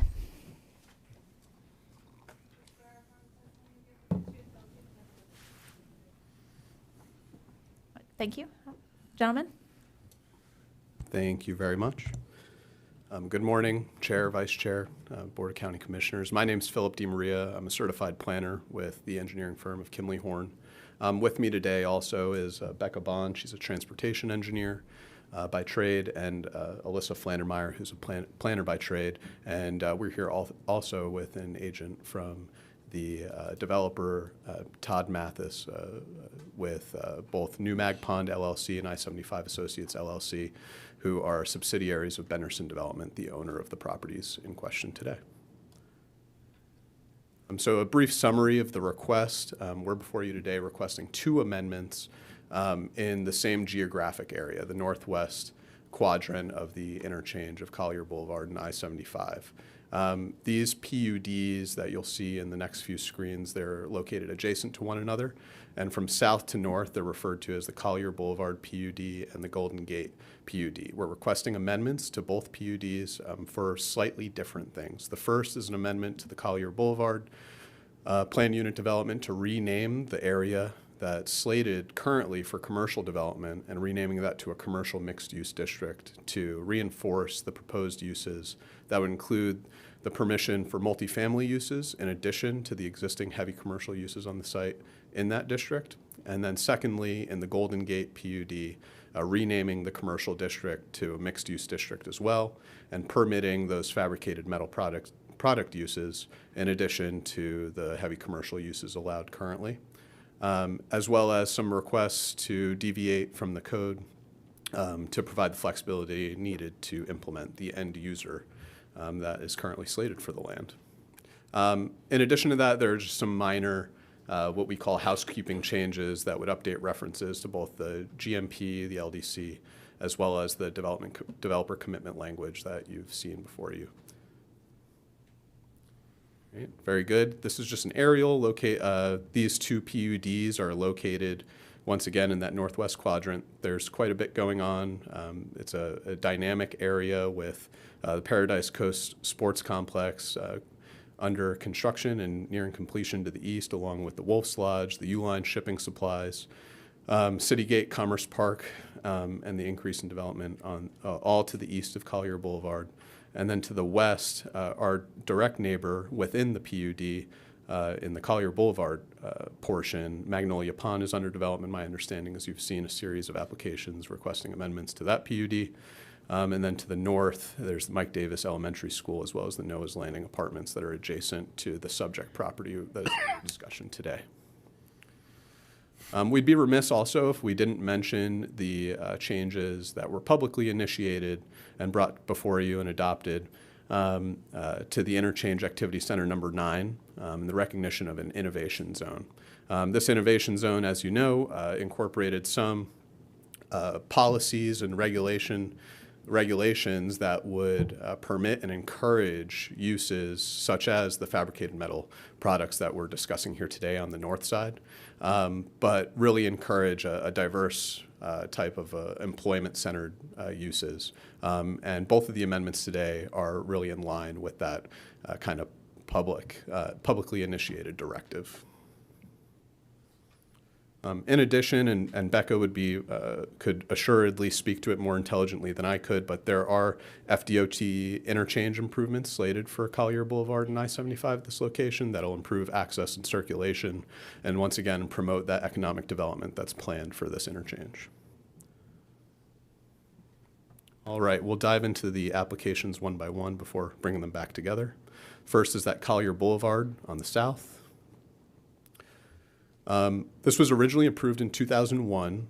It incorporated approvals for 433 dwelling units, primarily on the western half of the PUD, as well as a commercial district of 240,000, just under 250,000 square feet of retail, 30,000 square feet of office, and 150 hotel rooms.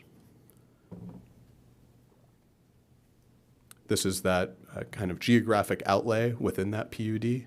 Once again, residential primarily to the west. There's a 15-acre preserve area, and then the focus of our amendment is on that eastern commercial mixed-use portion you can see in front of you in like a salmon color, 25.3 acres. Currently approved within that Collier Boulevard mixed-use commerce center PUD is a range of heavy commercial types of development and uses, so retail, office, hotel, motel uses at the ranges I stated previously. We've got a list of different types just that are currently permitted and identified within the PUD on the right side of the screen. And once again, this development pattern and the uses and approvals were really typical of that early 2000s means of kind of strip development, shopping center type of development that was envisioned. Obviously, over the course of the last 20 years, nothing has been developed on the property. And so really the impetus behind the request is just allowing for flexibility of uses. So specifically at 16 dwelling units per acre on that 25.3 commercial mixed use portion of the project, that would permit an additional 413 multifamily units. We've added some development standards within to provide for compatibility. There are no increases in maximum height or reduction in setbacks or anything of that like. The development standards are in line with county code and GMP requirements. And then we amended the PUD master plan to reflect the construction of Magnolia Pond Drive in its current configuration and to permit access points that are both safe and effective and promote good circulation around the project. This is just a list of the development standards. And once again, your professional staff also did an analysis and found that the proposed development standards as well as the uses proposed are consistent and would support the employment-centered focus of the innovation zone. I'd also be remiss if I didn't speak to the reduced transportation impact. Keep in mind that the prior approvals included that heavy commercial development that's typified by higher traffic generation, and impact fees were paid to compensate for that anticipated impact that the commercial uses would have in this area. The proposed PUD amendment includes less intense land uses in the form of those multifamily land uses, and a trip cap was used to identify a maximum number of trips that could be allowed and generated by the site. But generally speaking, residential land uses are less intense than heavy commercial land uses, and therefore the proposed PUD amendment will generate fewer trips than the existing approved PUD. We'll move on to the north side, and I'd be happy to take questions either at the end, or if you have any questions specific to the southern side, I'd be happy to take them now, your preference. Go ahead, Commissioner McNeil. Just one quick question. If you put the site plan back up, if you would please. Yes, sir. It's difficult to tell because of the SDP is not, the site development plan isn't consummated yet, but you talked about enhanced internal circulation in the rationale for the shift away from commercial to residential. But I don't see, as we had a discussion in the previous applicant, interconnection between the two without coming out onto Magnolia Pond Drive. Yes, sir. Excellent question. You'll see on this plan in front of you, there is that cross connection aspect right just south of the existing lake. There's Where the arrows are? Yes, sir. That's not a road. It's just that there will be a road there of some sort, or at least a path of something to allow the people that live in the residential area to get to the commercial up front. That's the intention, sir. Yes, sir. I'll hold my other question for staff. Okay.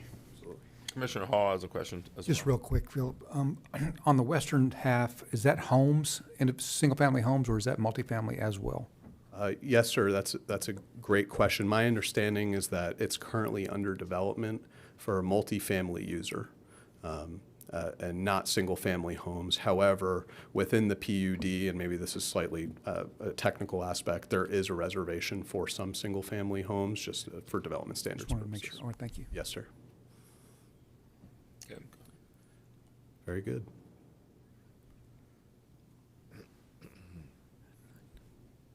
All right. Moving on to the north side, this was also approved in the early 2000s, actually in March of 2000. This is the Collier, the Golden Gate Center PUD. A similar type of approval was granted to this site with 240,000 square feet of retail, 30,000 square feet of office, and 150 hotel rooms. So once again, kind of a heavy commercial sort of entitlement, if you will. In addition, 343 residential dwelling units were permitted, and there has been a development on the site, both in the form of an elementary school as well as the Noah's Landing apartments.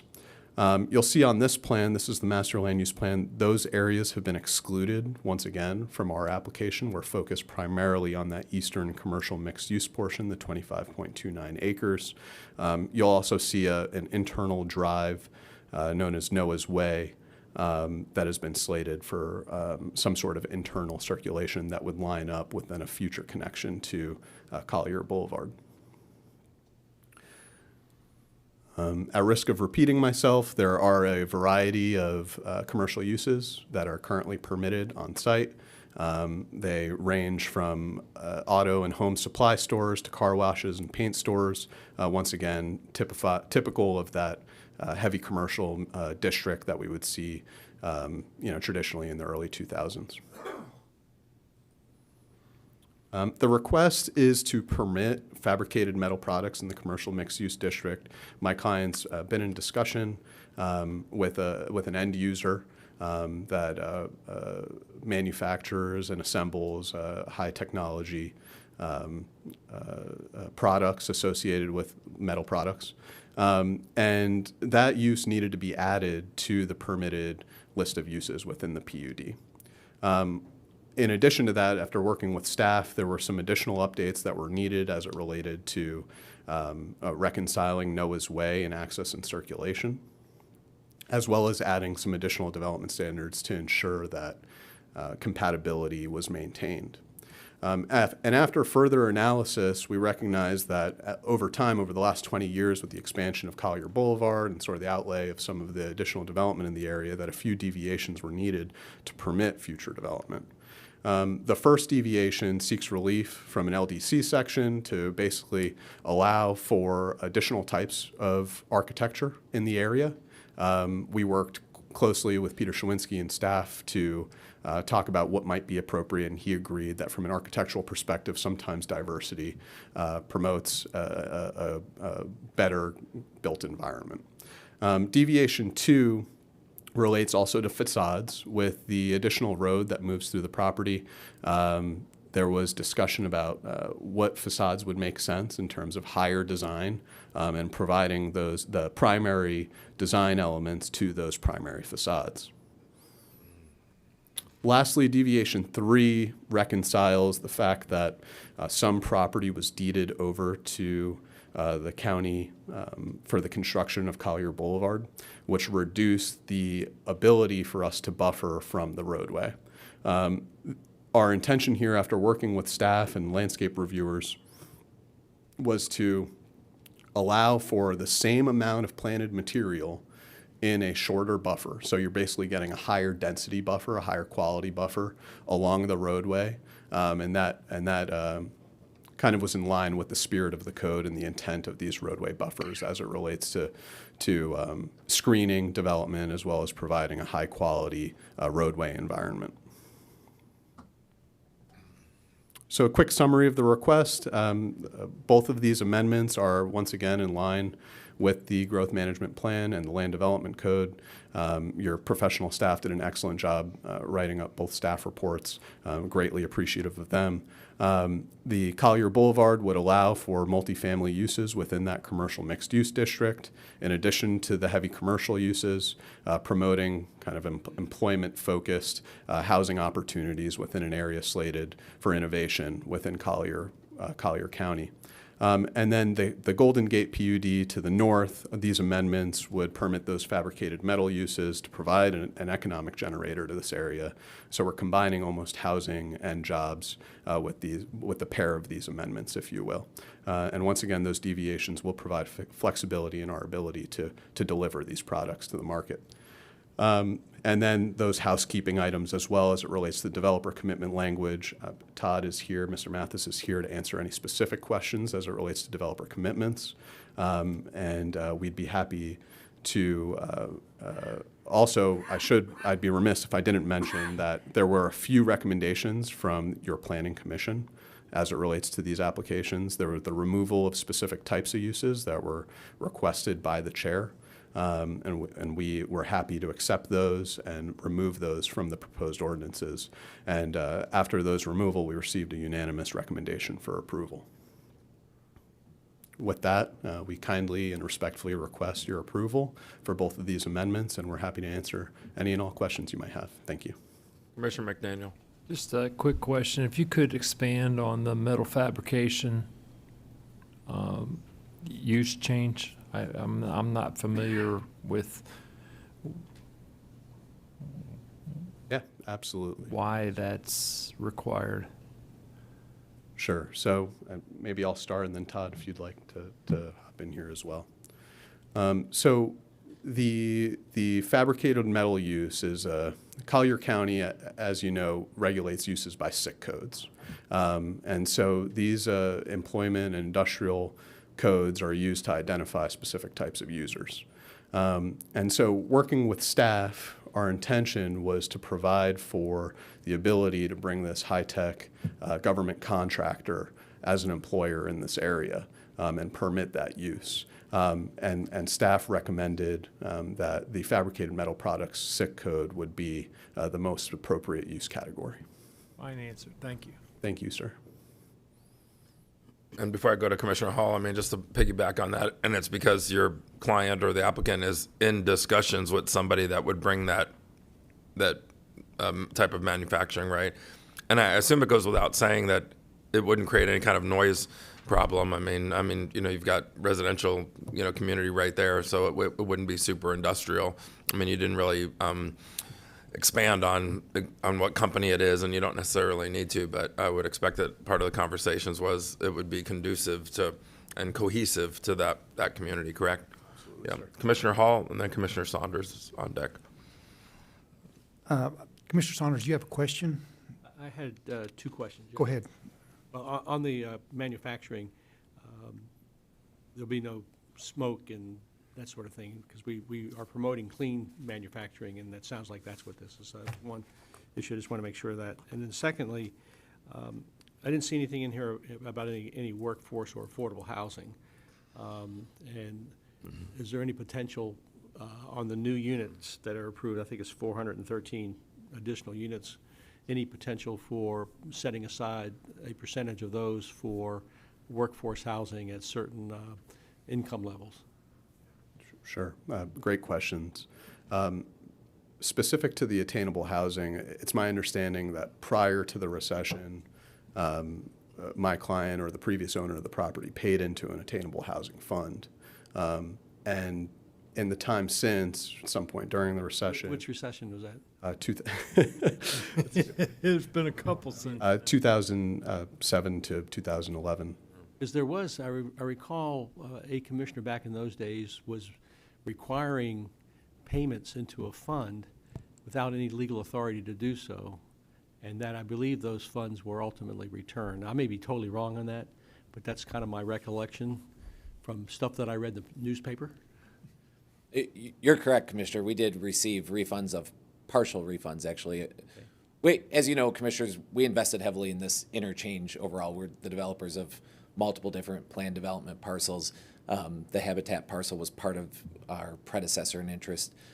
With respect specifically to your question on the 430 units, it's not something we contemplate right now based on the density that's allowed there. We know that a lot has changed in the state of Florida in the last 6 months, 3 months with the adoption of Live Local, and that this commission's going to take that up, and that there's also dollars out there to support that sort of development now. Certainly if a developer, we're not a multifamily developer ourselves. We're a commercial developer, we're an industrial warehouse developer, we're not a multifamily developer. So we sought approval of what is allowed in your code today, and to the extent the market demands a use at a higher density or there's dollars that would support that type of use, we're market participants. We'll certainly entertain that. There is strong demand for multifamily product here. We view it as a market rate rental project, and that's the approval we're seeking for a portion of the property.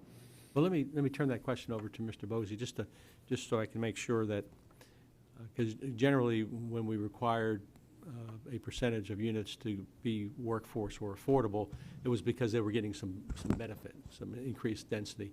It sounds like on this one there is really no increase in density that's being requested. This is a standard amount that would be permitted without increasing density. Is that accurate? Mike Bosey, Zoning Director. You're correct, sir. This is in Activity Center number 9. Activity Center number 9 allows for 16 units an acre to be eligible. And the thinking behind that is we know there's a high level of job opportunities within our activity centers.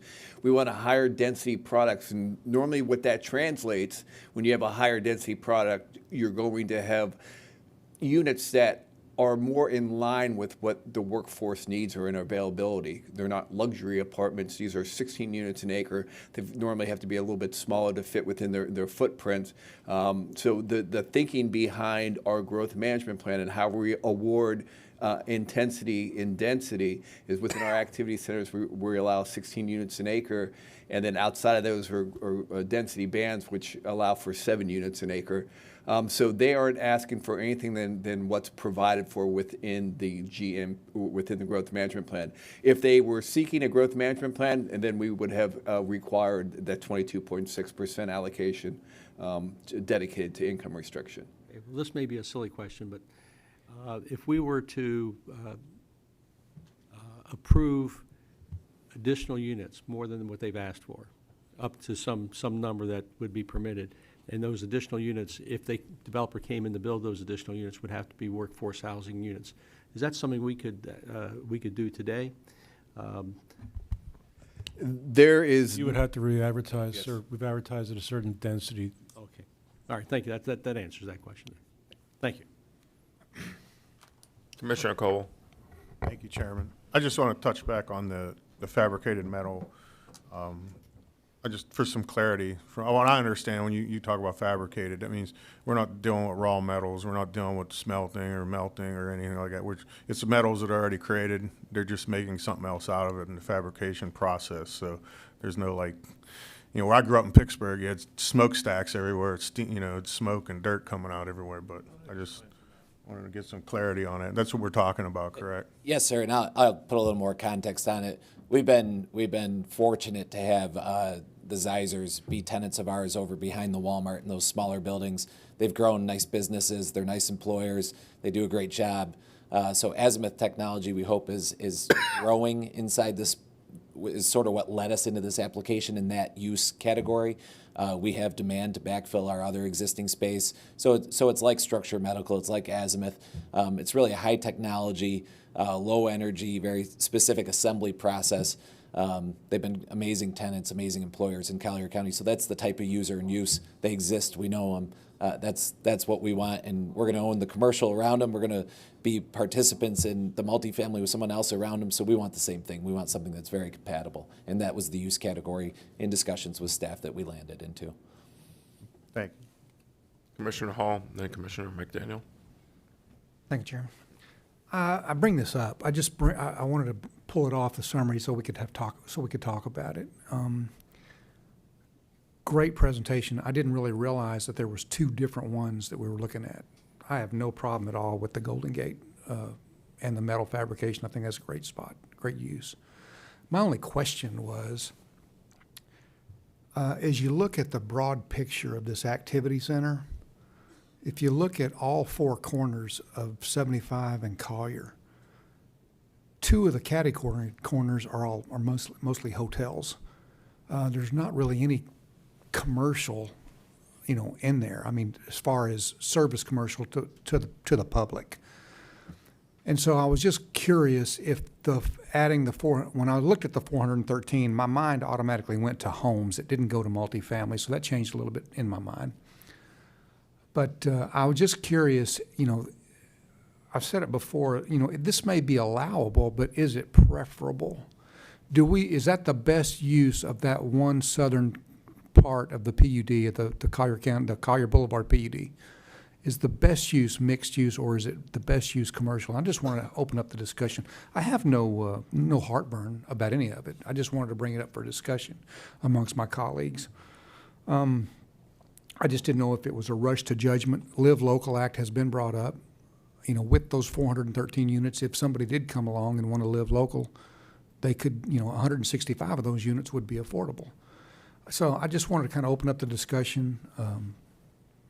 Like I said, I have no yay or no nay. I just wanted to talk about it just a minute.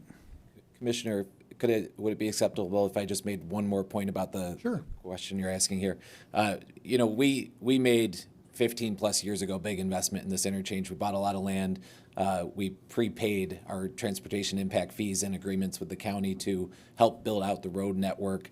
And we gave some land for stormwater on the south parcel here and right away along Collier Boulevard. That's why the landscape over there. And for 15 plus years, we carried those costs and darn it, we tried to will commercial to happen here. We really did, because we really love commercial. That's who we are at our core. And not to paint a target on myself, but we owned that nasty skeleton of a building for a long time that was supposed to be a multi-tenant retail building that ultimately we came to you and we backfilled with Amazon, which has been a terrific use too. There will be multi-tenant commercial type uses on this property. There will be employment-based uses on these properties. But we believe that this is what the market is going to support in a going forward basis. We think it's a good mix. And that's why we have requested some amount of multifamily housing. There's been strong demand for that use. If we'd had it 3, 4, 5, 6 years ago, it would have added to the inventory, which is desperately needed in this area to support the workforce that's out there and support the growth overall in the area. So I hope you can see that it wasn't without effort, it wasn't without pain and suffering and carrying those costs. I know you all have business backgrounds, and no one likes to carry that as long as we have, but We've done it, and so we hope you agree we've sort of landed on a good mix between all the land we own here.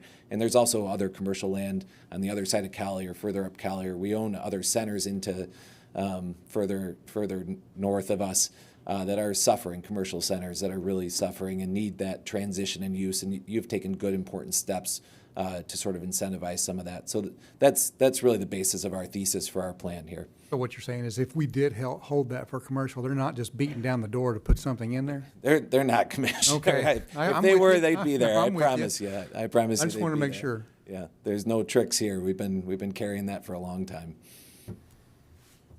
Commissioner McDaniel. My question is for staff, probably Trinity. And it has to do with that original question with regard to interconnectivity between the residential and commercial in that southerly portion.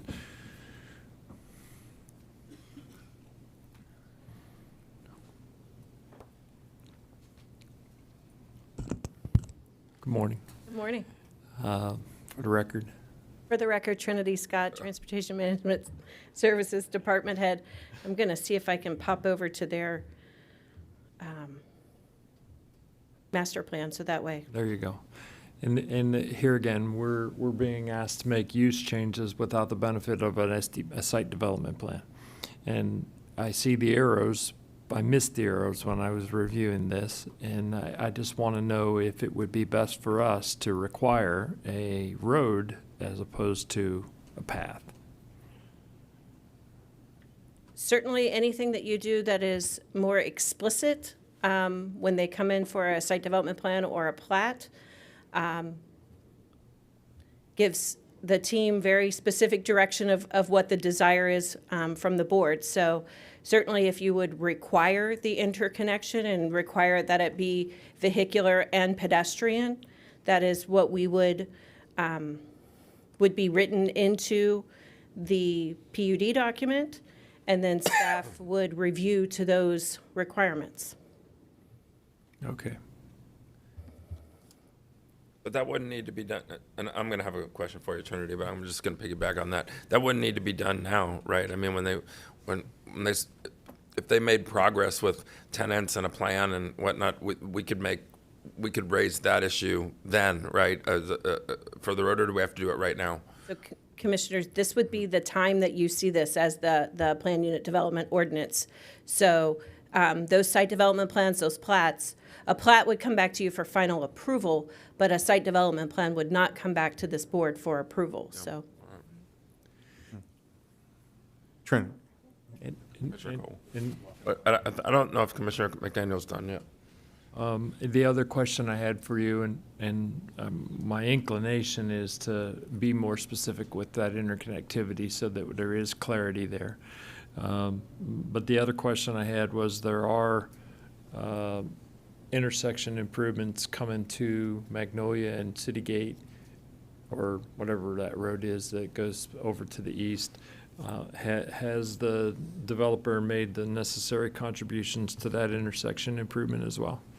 So I'm gonna utilize their presentation because it's up here, and go to the next master plan, which shows Noah's Way.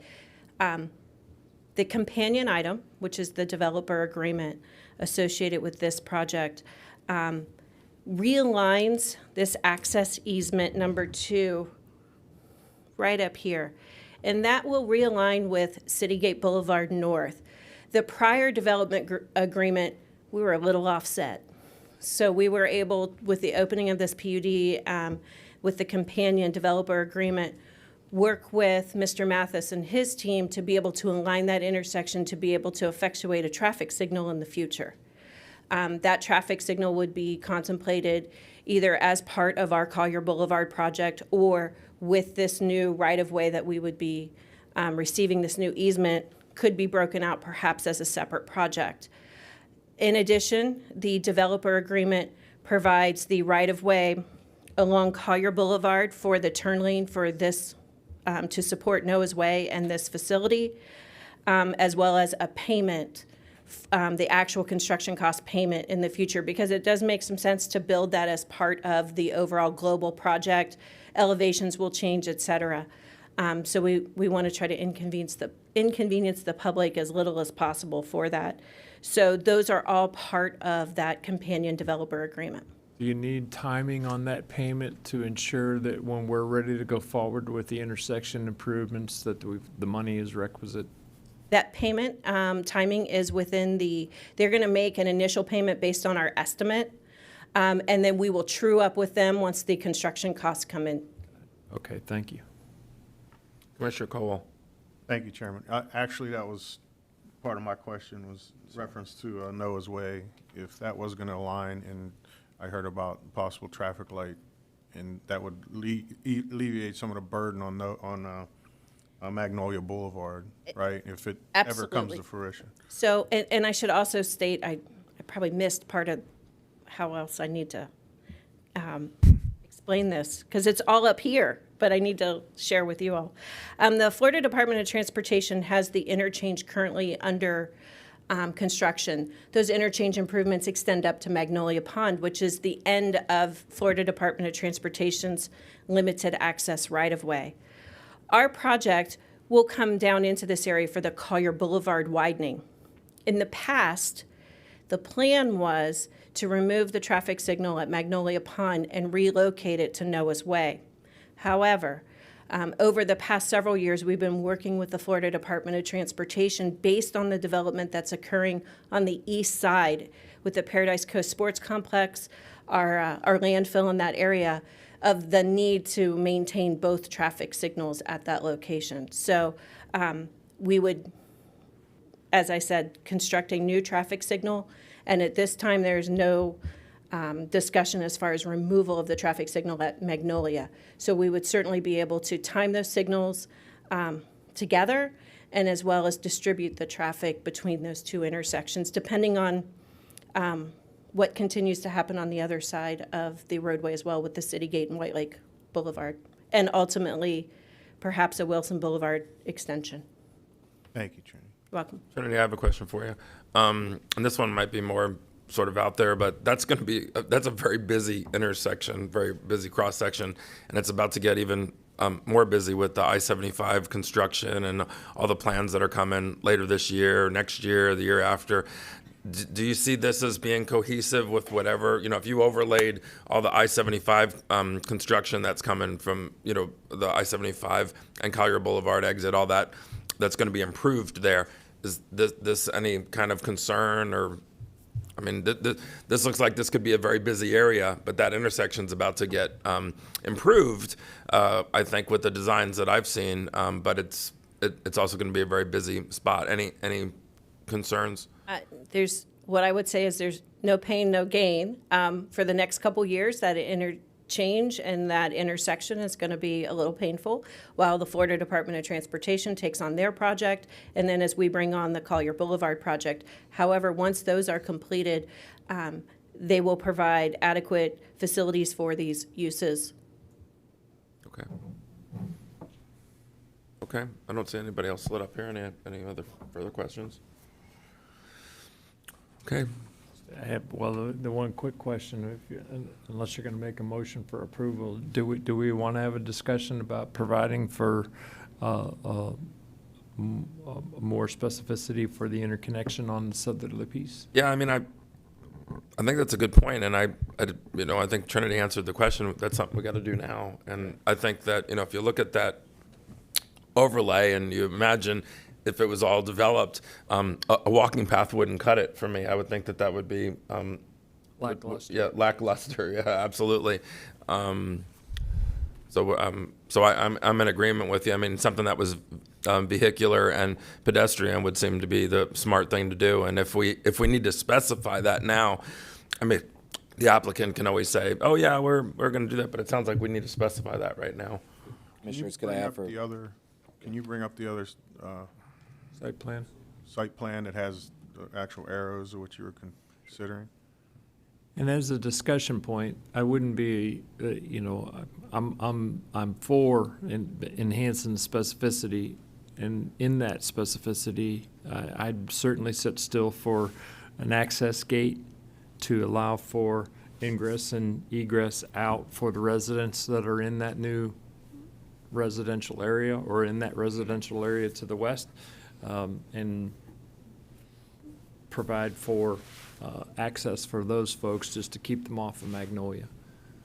Commissioners, we're in support of whatever the connection should be. If it should be vehicular, we're happy to support that. I do want to note, unless someone in this room knows, I believe it's possible that the white area of residential, which is under construction as a multifamily project, it was recently before you, may have a pedestrian-only access at that location that was approved in design and may have been approved in zoning. I don't know the details. So what I would offer to you is maybe at a minimum, if that is pedestrian only on their side, of course, ours would be a road to nowhere, it would be pedestrian. But if it's not, or if that opportunity exists, we're happy to accommodate a road. So we would take it either way. You know, it would be good for us. We've got some commercial, we get it. So maybe a little bit of flexibility so that nuance and detail can be accommodated. Certainly don't want a road to nowhere. Here comes Trinity. The power of technology. Well, she's queuing that up, a question that I'm going to have for one of your group. It's not for Trinity. I forget the gentleman's name in the glasses there that was presenting. Philip. A question I'm going to have for you after Trinity queues up whatever she's doing here. You gave a list of some services that the Planning Commission wanted removed. So you don't have to answer it now because Trinity's on the microphone. But I was just curious why health services was on there. So if you just cue that one up after she's finished.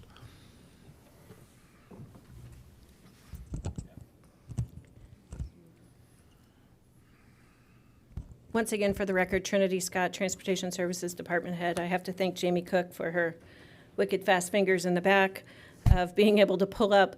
The adjacent parcel is currently in for a site development plan amendment, and as part of that site development plan amendment, they do have noted a future vehicular access pending build-out of commercial site. So it is something that has been contemplated with the area.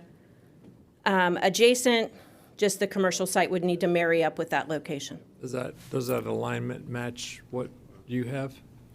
The alignment, based on what they're proposing, looks like it would need to slide a little to the south. But remember, a site plan is a conceptual thing in nature. So, but yes, we would ask that they marry that up as part of that commercial. Okay.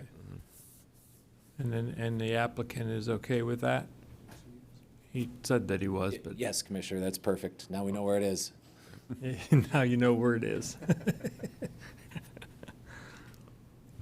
And then, Chair, to answer your question, our recollection is that it was in reference to a blood and plasma center. Oh, okay. So, But then by putting that on there, does that exclude, some more favorable health services, type of options?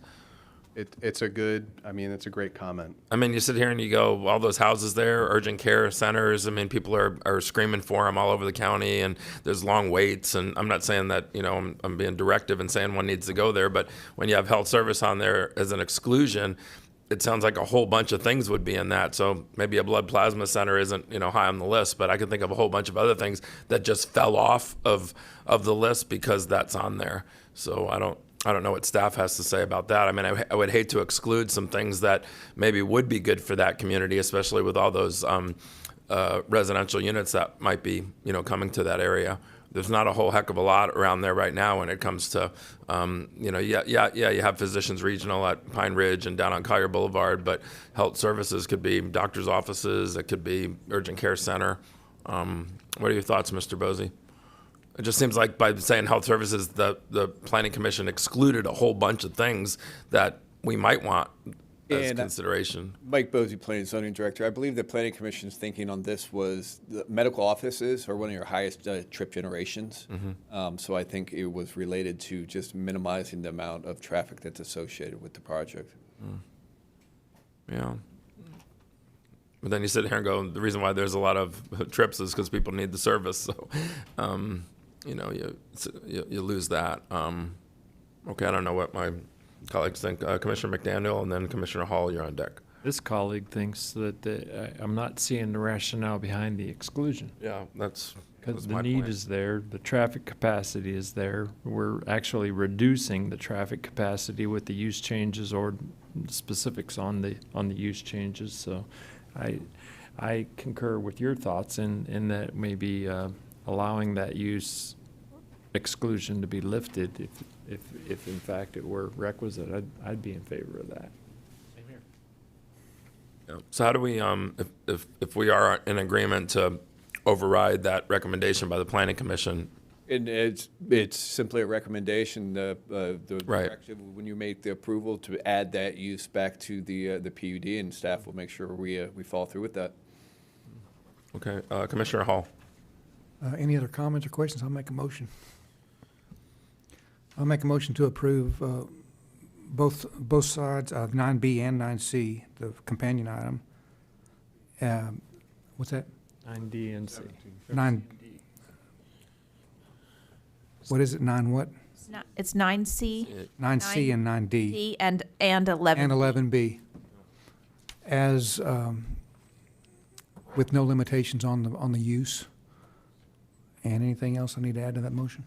Well, I'd like specifically that health services line to be removed, or whatever the right verbiage is. I don't think Allow it to be Added back in. added back in. With I guess. original uses. Yeah. Okay, yeah, I don't think you mean, I understand, the original uses. In the road alignment. Yeah, so those would be the, so the motion would be to approve this, but not as is. It would be to add back in the health services use and also the more specificity on the road alignment. Right, Commissioner Saunders, sir? I was just going to clarify that it was just the medical use that you're adding back in, and that's clear now. So if there hasn't been a second, I'm seconded, or you can, it doesn't matter. Okay, so Commissioner Hall made a motion, Commissioner McDaniel had a second. All in favor? Aye. Opposed? Okay, passes unanimously with those changes.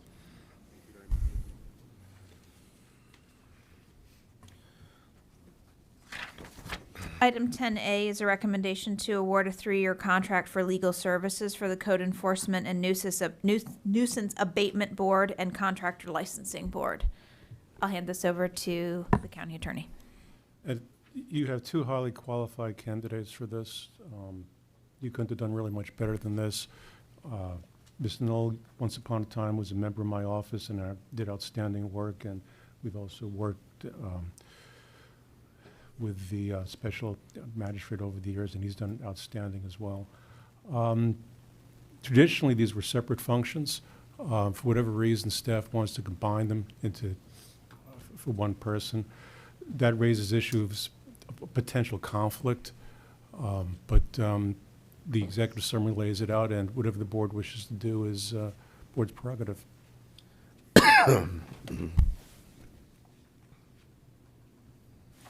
Both candidates are here to answer any questions. Would commissioners like to hear from both candidates? That'd be appropriate, or? Commissioner Saunders, I was just going to ask the county attorney, if we went ahead and awarded the contract to each of them for the separate boards, is there enough work that it would make it worth their effort to? I assume it would be. I mean, I assume it would, because we've always had separate folks on that. The only nuance with that is that the contract was bid for both positions, so we'd have to come back on consent, I suppose, with revised fees. Well, I like to avoid the conflict issue that you've raised. That seemed to be a little bit of a convoluted process we'd have to go through if we had one person doing both boards. And so I don't mind hearing from the applicants, but my view would be to split this so each of the two has a board to represent. So we avoid all the conflicts and all of that process that you're suggesting. That's just my thought right now. They're both shaking their heads in the affirmative, so I don't think, it sounds like they don't object to that.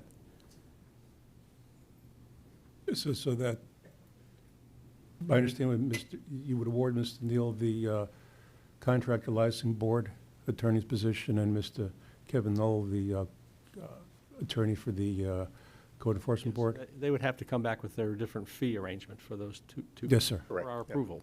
But, yeah, we actually had this discussion, and I agree with Mr. Klatsko's comment that I would represent contractor licensing because that would not be in conflict with me being special magistrate, and Mr. Knoll would then represent code enforcement. Right. Well, if it's acceptable to you gentlemen, if there are no other questions, I'll make a motion to approve that arrangement with the understanding that you're going to both come back with your fee arrangements for these two boards for our consideration at our next meeting. Correct. And then, Commissioner, if I may, Kevin Knoll, attorney for the Contractor Licensing Board. I think the only caveat, and just to raise it for the board's consideration, the Code Enforcement Board traditionally has been more legal work. And in looking at the request for the bid, I think traditionally Code Enforcement probably has 20 to 25 hearings on any given meeting, and the Contractor Licensing Board probably has 5 to 7 just generally. So I just wanted to just bring that to the attention of the board, that there, at least for me, there's a little bit of a price consideration when I made the bid, higher on the code enforcement side, just because I know the work that'll be generated from that. But I just wanted to raise it for the board's attention. Question. Commissioner McDaniel. When I was reviewing this, and I certainly, I'm not going to get in the way of those that are inflicted with that mental issue called a law degree, like you three. But the circumstances for a conflict of interest seem to be way out to me. And to my knowledge, we've never had a conflict that could have arisen if that circumstance were to become prevalent. So I maybe I need to have a question of staff as to, because Mr. Klatskow represented, it's basically staff's request to combine the two positions, and by no means I'm totally happy with everything you both are doing for the county. Thank you. I just wanted to ask your opinion as to the potential. Number one, we've never had that circumstance that was delineated in the backup data to ratify that thought process. I mean, anything could necessarily happen, and I suppose that if it did and we didn't split the two jobs, that circumstance would then come to the board, I would assume. No. The board would not hear a code violation. If you awarded the board to Mr. Neal and he had a conflict, we would have to address it before the Code Enforcement Board at that point in time. My office could always stand in as a replacement to the Code Enforcement Board for a particular case, for example. Okay, But so you're legislative, not prosecutorial. okay, so but given the fact that there has not, that circumstance has Never never. materialized because you always had two separate attorneys.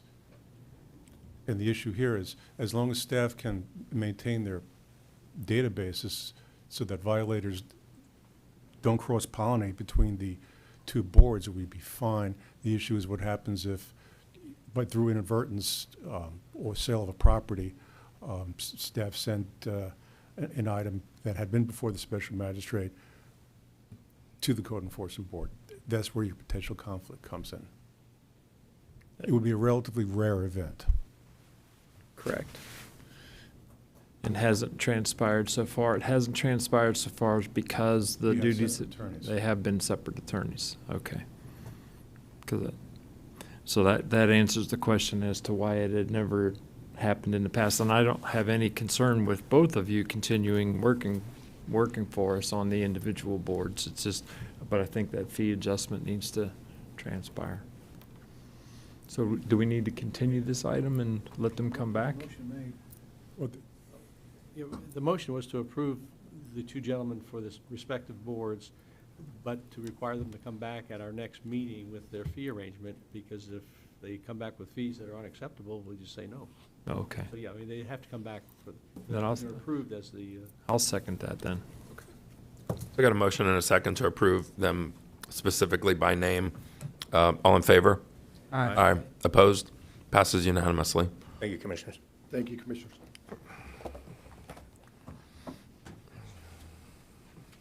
Item 10B is a recommendation to allocate $10 million from projected excess infrastructure sales surtax funds for the purpose of constructing additional square footage not funded by the United States Department of Veteran Affairs Construction Grant Program for adult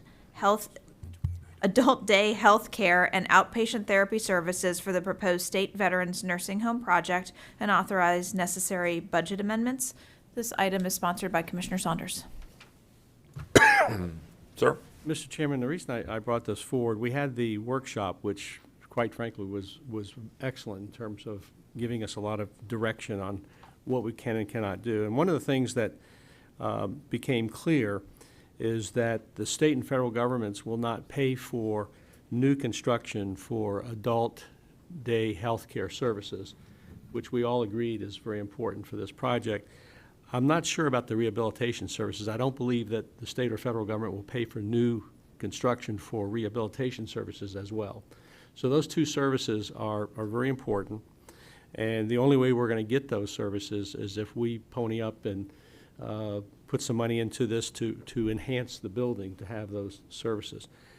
I had a very preliminary meeting with Senator Pasadomo, and she is 100% supportive of this project. As we all know, we've all met with her and we've all had our individual conversations with her. I broached this subject of if the county put an additional $10 million into this project for those additional services, would she be interested in considering supporting a $10 million matching fund next year from the legislature? And she had indicated that this is something that she would certainly consider, and may even come to our board meeting on June 27th to talk a little bit about it. So we have in our sales tax fund a little bit more money than we had anticipated collecting. We have money in excess of the $420 million. That's the county's share. And there's going to be a little bit of a food fight, because there always is when there's money available. And of course, all of our projects are more expensive, so that a lot of those funds are going to be used to make up the increased costs of other projects. But I wanted to set the table here on this project that this is important. $10 million of that extra money that's in our sales tax fund would be set aside for this, contingent upon getting some matching funds from the legislature. I think it would be an incredible deal for the state to have this facility with these additional services, and I think it would set the tone for the state and federal governments to, in the future, to permit those funds to be used for these types of services in new construction. But right now, we don't have that ability. So if we want those services, this is one way I think we can accomplish that. If we're not able to get those services for whatever reason, if there's no state matching fund, for example, that $10 million would simply go back to our sales tax fund. So that's the reason I brought this forward. Time is somewhat of the essence because, as indicated in the executive summary, this next legislative session starts the first week in February, or towards the end of January, and the legislature will start their committee meetings and their funding issues probably as early as September.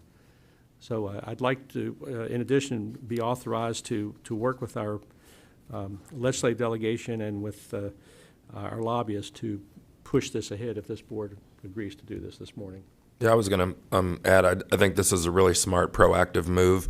As you said, I mean, it's if in the end, you know, we don't need it for whatever reason, but I think the value of the workshop we had proved that, and we've said it before, we don't want just the next nursing home, we want the best one, and so does the state. And so it is going to take a bit more funding, as we learned during the workshop. So I think this is a no-brainer, and it's a good proactive move. Like you said, there's going to be a lot of hands in the pot for the additional money that we collected, but you know, this certainly, I think, to all of us, and to include also to those in Tallahassee that represent us, is one of the important projects that's on the short list. So I think the extra $10 million is a smart, proactive move. So I definitely would support it. Commissioner McDaniel, sir. And I am as well. I'd like to hear about the segregation of the funds and the specifics with regard to their expenditure. And it just for clarity purposes more than anything. I have heard several different paths for the actual cost of the facility.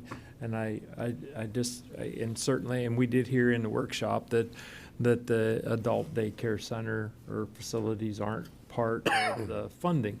And I don't want it to be sitting there and have other hands grabbing at it because of cost overruns, unless we decide that that's the case, that it's requisite for that. So I just want to hear about the segregation, where it's going to be held, and then how it's going to ultimately be utilized. Thank you, sir. Edward Finn, Deputy County Manager, Mr. Chairman, members of the board. This is pretty straightforward. This does not involve an escrow, as I understand it, at this point in time. It would simply be held as part of your budget. It would be allocated to a specific project number.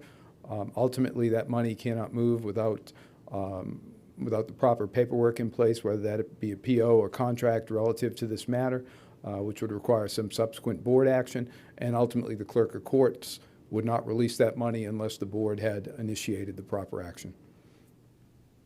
And that is correct. That is what's anticipated, that the clerk will certainly manage that fund. It's not going to be sent up to Tallahassee.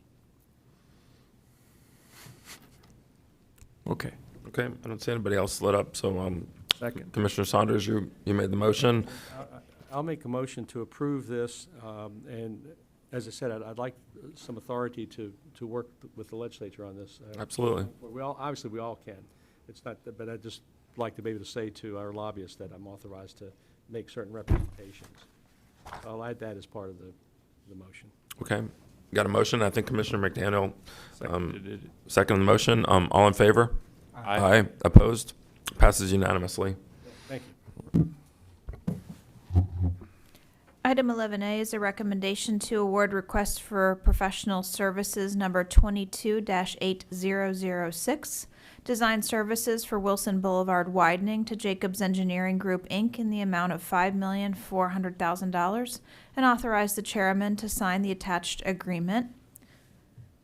Mr. Dennis McCoy, your Project Manager 3 from Transportation Engineering Services Division, is here to present or answer questions.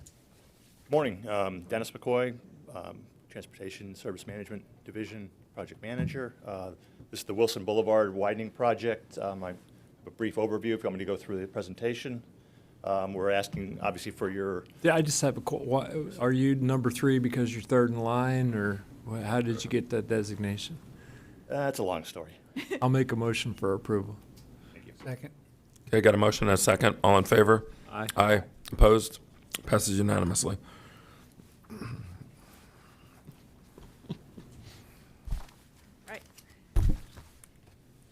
Item 11C is a recommendation to award invitation to bid number 23-8073, replacement of waste containers and benches for parks to Global Equipment, Inc., doing business as Global Industrial Equipment Company, Inc., in the amount of $210,702.90 for a one-time purchase to replace damaged waste containers and benches due to Hurricane Ian, and authorize the chairman to sign the attached agreement. Ms. Tanya Williams, your department head for public services, is here to answer questions. This item was moved from the consent agenda to the regular by Commissioner LaCastro. So I moved this, not to challenge anything. We all know we had a lot of damage with the hurricane, but now that we're in hurricane season, I mean, one of the things I do take exception to is some of these things that we lost definitely could have been prevented. I realize that we have a limited staff, but if we know a hurricane's coming, I don't expect us to pack up every concrete bench. You know, I understand that buried in this were concrete benches that we would have never expected washed away, and they totally disappeared.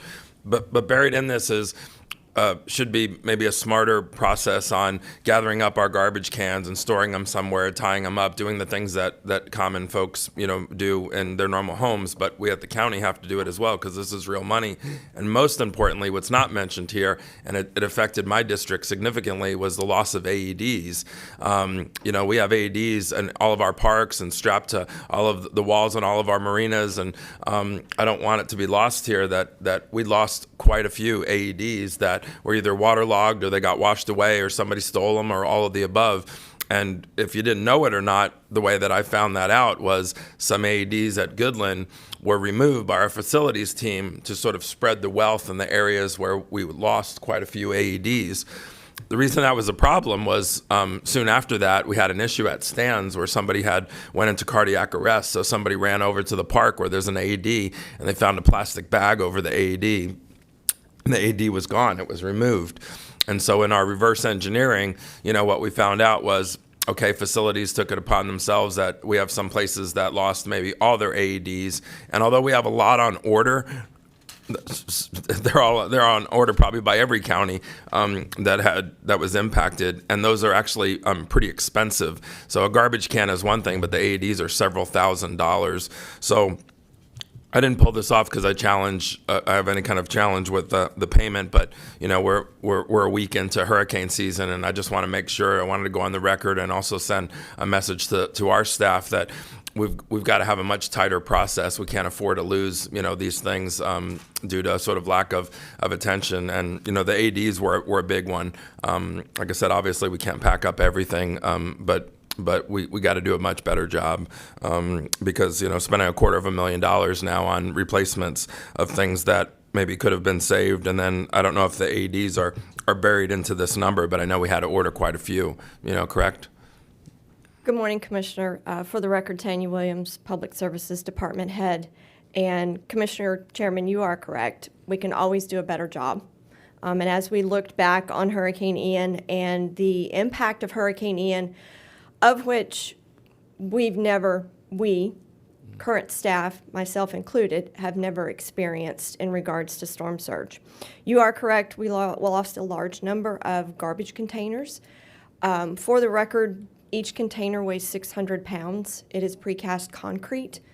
And short of driving pylons in which we affix those canisters, it would be hard-pressed for staff to reasonably move the canisters themselves in the event of a next major impact regarding storm surge. However, I will tell you that as part of their pre-response preparations, staff do remove all of the lids. They remove the internal liners. All of those are stored. Unfortunately, I will, for the record, state that those were stored in an area that was flooded. So obviously, going forward, they will use different staging areas for the container lids and the internal plastic liners themselves. In regards to the AEDs, I touched base with facilities late last evening to kind of get a handle on where we were with the AEDs. Based on the information that I got back from facilities, and I apologize, I won't speak on behalf of facilities, I'll just speak on the information that they did provide me. 8 units were officially lost during Hurricane Ian. You are correct, those are in the process of being replaced. Facilities is also taking this opportunity to standardize our AEDs. Currently, there are 3 or 4 different types of AEDs scattered throughout our county. Current totals of AEDs are at 154 at various locations throughout Collier County facilities. So they are looking to standardize our AEDs so that staff know how to use a particular AED and don't have to train on different systems. They are regularly tested on a monthly basis by facilities. We're looking at shoring that up even further by training park staff in particular on the testing and routine observations of the AED functionality. And in talking with Parks Director Alima Edwards late last evening, she says they're going to further add to their pre-hurricane planning AEDs that would be in our coastal zones. They're actually going to remove them and then store them safely, not in a flooding area, store them safely, and then redeploy them as part of their post-recovery efforts. So we are working through our after-action plans.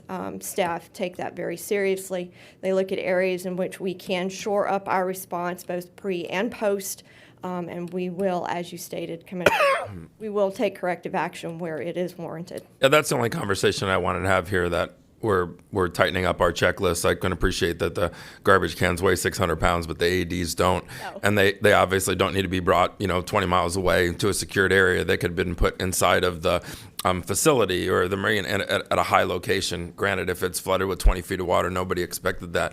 I guess my last question would be, if we're missing that many garbage cans, what are we doing now? Do we have a huge shortage of garbage cans in all of our parks and all of our county recreation areas because those garbage cans were all destroyed or vanished? No, some of them are missing lids, obviously, just as facilities has redeployed or redistributed the AEDs.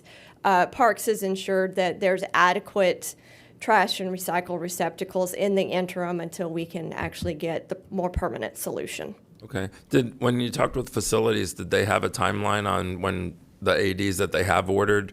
I mean, I can only speak for my district, but Goodland, I think, had 3. Now they have, I believe, 2, because the one was taken from the park. And that's just one example, and there's other things. My other point, too, was it would be nice for us to know that as commissioners, because what happened in Goodland was a microcosm of what could have been disastrous, number one. And number two, if I would have been told, and you didn't know either. I mean, facilities was just trying to react, and I'm not here to throw anybody under the bus, but that could have been an easy call from me to the Goodland Civic Association president and just say, let him know, hey, please get the word out to the citizens that there's not an AED at the park where it's been since the beginning of time, and the one that you would most frequently grab because it's the closest one to all the restaurants and everything like that. And I would have told facilities probably don't grab that one because that is in a very busy, high traffic area. I mean, Stan's on a Sunday has 5,000 people in it, more or less, and that's the AED that they grab. I'm actually surprised. I think Stan's might have one of their own, but everybody knows there's a county one at the park, and that's why somebody ran there. But just having said that, I mean, I think I've made my point, and you said exactly what I wanted to hear, but I wanted to I pulled it off because I just wanted to make sure that we were all aware that with hurricane season upon us, we got to do the best job possible, especially securing things that aren't 600 pounds and the high value that these items are. So Absolutely. But with that, I don't think anybody else has any questions. I just wanted to raise it a bit because it affected my district, and there was a little bit more buried in it. Like I said, I wanted to mention the ADs. So I'll make a motion to approve. Second. Okay, got a motion and a second. All in favor? Aye. Opposed? Passes unanimously. Thank you, ma'am. Okay, let's keep going. Okay. Commissioners, that brings us to item 12A. This is a report to the board on the Live Local Act and recommendation that the board, 1, direct staff to prepare and bring back for board review and approval the administrative approval process contemplated by the act. 2, direct staff to provide a recommendation to the board and or obtain a recommendation from the Affordable Housing Committee on whether the county should enact by ordinance a local option affordable housing property tax exemption to property owners who dedicate units for affordable housing at up to 60% of the annual median income, AMI. And 3, to take any other action deemed warranted. This is a very lengthy statute. I've only addressed the portions of the statute that I believe directly impact Collier County, which I don't think the impact's going to be that great. The Live Local Act was signed into law March 29th by Governor DeSantis. It seeks to provide available affordable housing, and its effective date is July 1st this year. Curiously enough, the first thing that the statute does for affordable housing is it bans local governments from imposing rent control. There was a statutory provision that gave local governments the limited ability to declare rent control. That is now gone. Since we don't have that in this county, there's nothing for this board to do. And since you're not preempted from it, there's nothing that you can do.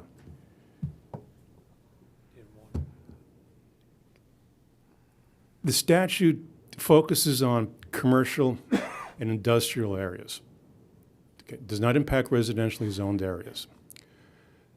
Keep in mind that the development pattern in Collier County has been to keep everything agriculture until it comes in for rezoning. We have very few areas in the county that has traditional zoning. the I-41 corridor being one of them. The rest of the county, as far as developable land goes, the bulk of it is either going to be estates, which is not within this, or is going to be agriculturally zoned, which is not within this. So if this impacts us, it is going to be in the redevelopment phase of previously approved commercial and industrial properties.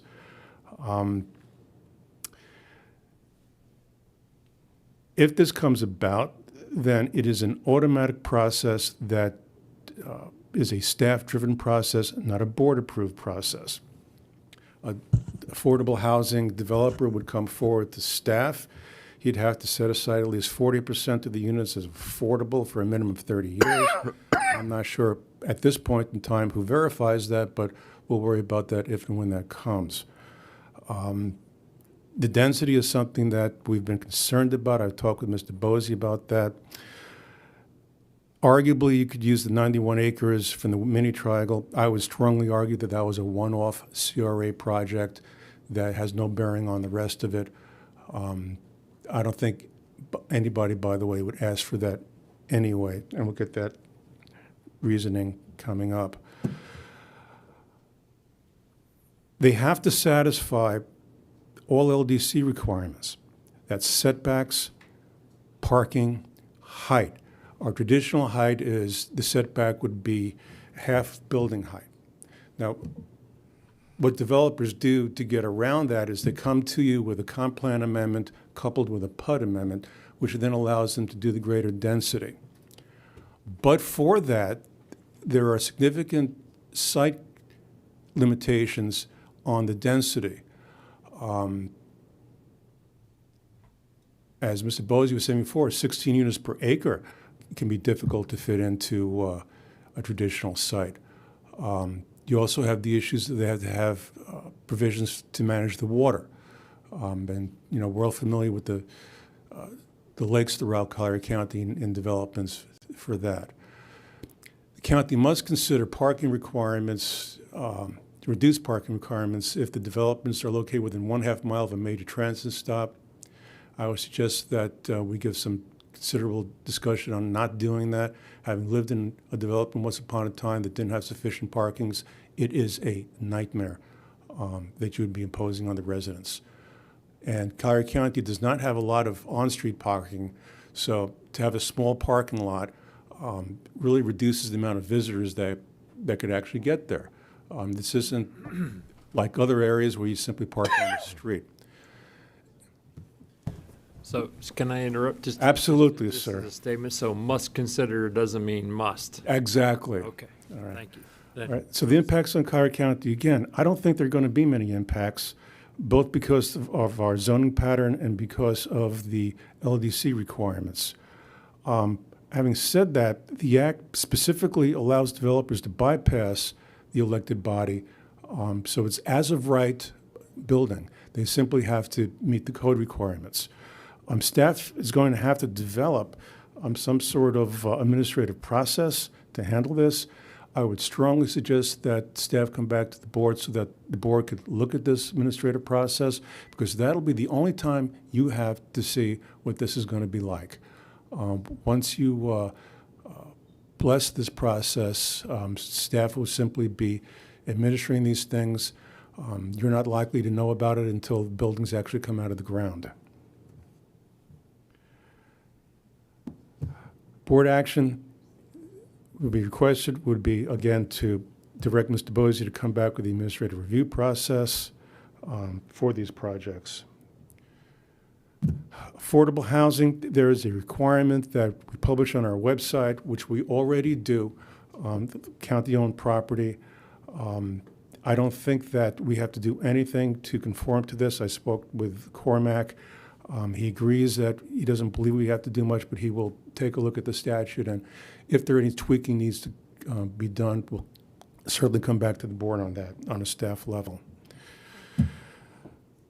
This could impact us in that it allows property tax discounts for nonprofit entities that build affordable housing. That housing must be provided for 99 years. I don't know that I'd want to live in a 99-year-old building, but, you know, that's, that's something for future generations to figure out. This provision will sunset long after we're all gone from here, and maybe not from this mortal coil, but certainly from this boardroom, as it sunsets in 2059. It has a potential loss of future ad valorem taxes. I don't know whether this will impact us or not. The statute also gives you the option to exempt from your ad valorem certain affordable housing. The curious thing about affordable housing is it generates far more costs than it actually gives in ad valorem taxes. It's a high use. Whether or not you want to consider creating the local option property tax is up to you. If that's something that you'd want to do, I would suggest asking staff to come back, perhaps bringing this forward to the Affordable Housing Committee to look at. Again, this is a local option that would allow affordable housing developments to be exempt from your ad valorem taxation.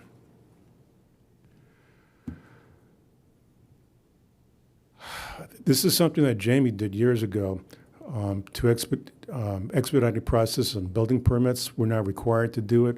We do it anyway. I don't believe we have anything further to be done. I'm sure that staff will take a look at the statute, and if there's any tweaking that needs to be done, they will do it. But this board was years ahead of the curve on this issue. The final recommendation then is to ask staff to come back to bring back the administrative approval process and to consider whether or not you want to have staff come back on the issue of the local option for waiver of the ad valorem tax on affordable housing, and any other action you might deem warranted. And that's it. Questions? Commissioner Hall.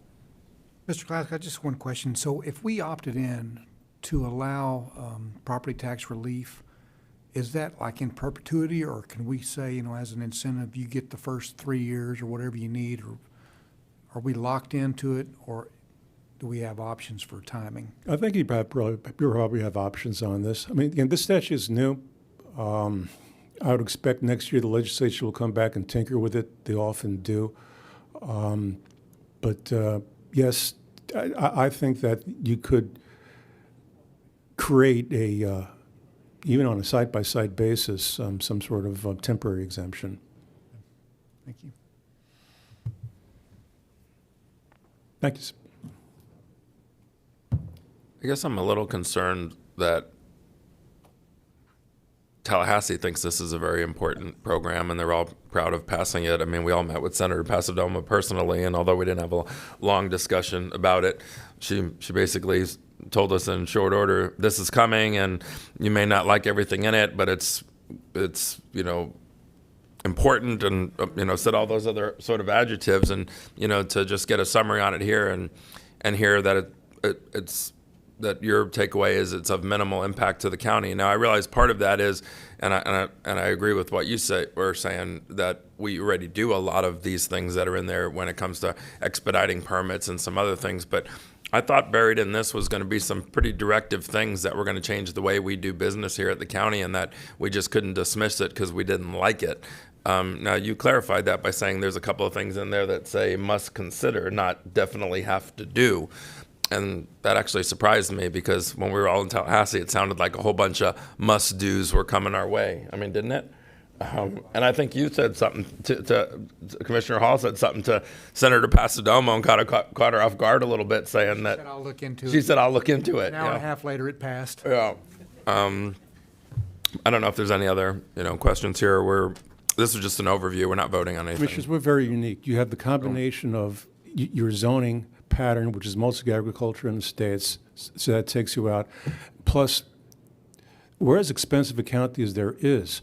From a developer standpoint, they're going to make way more money on a luxury project than they're ever going to do on an affordable housing project.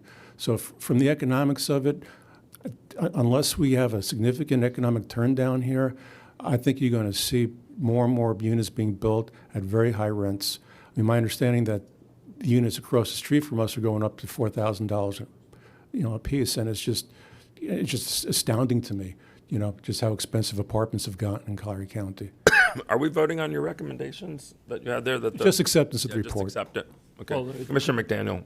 Specific here, there are recommendations to give direction to staff to develop a process for the Yes, sir. administrative approval. I'm not sure that we should do that, but I mean, we really, other than looking at it, we're really not really allowed to voice an opinion on how and what's being proposed because of the preemptive side of this. Well, you'll be preempted once it's done, but as far as the process goes, you may want to take a look at what that process is. And you can certainly make adjustments to that process. Okay, yeah, I concur with that. I concur with all of the recommendations here. My statement to you is, I would be a little bit more concerned with the advent of this actually coming into our world just because of the commercially zoned properties along Davis Boulevard in the triangle right across the street from Airport Road, some in the CRA district of the commercially zoned properties that by right go to that density of 90-some a unit and a height restriction that's equivalent to a building that's within a mile. There are quite a few pieces of property that could be impacted by this new law. Time will tell. Okay, so just your statement of it not likely coming, I don't think it is, but I've been wrong before. Time will tell, certainly, on whether that'll actually transpire. And again, I think I don't disagree totally with you with regard to it, simply because the requisite of a 40% hold for 99 years in an affordable status does have a large impact on the marketplace. Commissioner Saunders. Thank you. I'm going to take a little bit different approach here. We are working hard to get workforce housing and affordable housing built in this county, and we've done a lot to promote that. The $20 million we have in a fund for acquiring property for that purpose is a good example. I'd like to be able to adopt some of these proposals, even if they don't result in anything significant. They at least send a message that we are serious about promoting workforce and affordable housing. So, for example, the ad valorem tax exemption. The statement was, well, we're probably not going to have much of that because more money can be made in a market rate type of a project here in Collier County. But even if it doesn't generate anything significant in terms of numbers, I think it still sends a message that this board is serious about the workforce and affordable housing. So I'd like to take a little step back here and see what we can implement, even if it, as I said, even if it's a de minimis impact on the overall problem, because I think it keeps us on the right side of the issue as far as the public's concerned, and who knows, maybe it will result in some benefit. So I would suggest, especially I'll go back to the ad valorem tax thing for the lower income type of facilities. Why not approve that? Why not have that as part of our policy and see what happens? Commissioner, this is an as-of-right statute, all right? I think it has limited local application, but you could certainly, through ordinance, make as-of-right affordable housing in this county and expand on what we have. That would be a board prerogative. I'm not sure I understand that. Right now, what happens is people come to you for a comp plan amendment and a PUD, all right? You could take some of the concepts here and expand upon them so that people can simply go through a staff process for affordable housing rather than have to come into the board. For example, if it's affordable housing, you can have up to, pick a number, 25 units per acre, provided that 30% of that is affordable or what have you. You can make this as of right. Prior boards never wanted to do that. Prior boards preferred to hear each case on an individual basis and the impacts on the local neighborhoods. Well, obviously we're going to want to hear the impacts on individual neighborhoods, but I think what I'm suggesting is that if there are provisions in this legislation that give us some flexibility, like the ad valorem tax issue, I think we should consider those. And maybe that's going to require staff coming back with some recommendations, but that's just my thought. I agree. Commissioner McDaniel, did you have something you wanted to add? Well, the number one real capacity that local government has with regard to housing affordability is the expense associated, and then one of the main governances that we have allowed to us is taxation, whether it be ad valorem or impact fees. But I would like to see some analysis, because with any development, you have a variation in your taxation that comes both in ad valorem and in impact fees. And I'd like to see some analysis on that, in that regard, to see if, from a budgeting standpoint, we can get there from here and provide for that housing affordability. I've commented often on our impact fee structure at all, and how that is a statutorily imposed tax on the first person in, and how it elevates the cost. I think we adopted, I think you voted for our pilot program in Immokalee, that we allowed for the shifting of that front tax on the first person to be borne on the property and amortized over a 30-year period, and took that $30,000 burden off the first person coming in, and allowed it to be amortized and travel with the property. And that provides for an enormous amount of housing affordability. On the other side of the equation, the cost is essentially the same, but the burden of the expense isn't borne by the first person in. So I'd like to see some data with regard to what impacts these changes will have with us, and because we do have some authority over the taxation side. So I agree with you, Commissioner Saunders. Commissioner Hall and then Commissioner Cole. So the item is up to direct staff for the process, and they do a pretty good job, a pretty creative bunch. And so I would like to see what the process that comes forth. And the way that the ad valorem tax relief would come forth, I would imagine, and I'm just kind of talking off the top of my head, I would imagine that the applicant would ask for that. And so in that process, it would come for us to determine whether that would be something we wanted to do or we didn't want to do, instead of just offering it carte blanche or whatever. I would ask. So I'm just anxious to see what the process might be. You would need to enact an ordinance, and the ordinance would set forth the process. So we couldn't look at it as a case-by-case basis? No, you would want to put it in an ordinance form. That you can give yourself a bunch of discretion in that ordinance, but you would want to put it in ordinance form. Couldn't that be part of the process? Which process, sir? So we have somebody that wants to come forth with an affordable housing project, and it's not, they have by right, so they're going to bypass us for rezoning or whatever, because they have it by right. Yes, sir. But they want, as incentive, they want property tax relief, which we do have authority over. So you're saying we have to have an ordinance? It's a local option that you would need to enact an ordinance, if that's what you wish to do.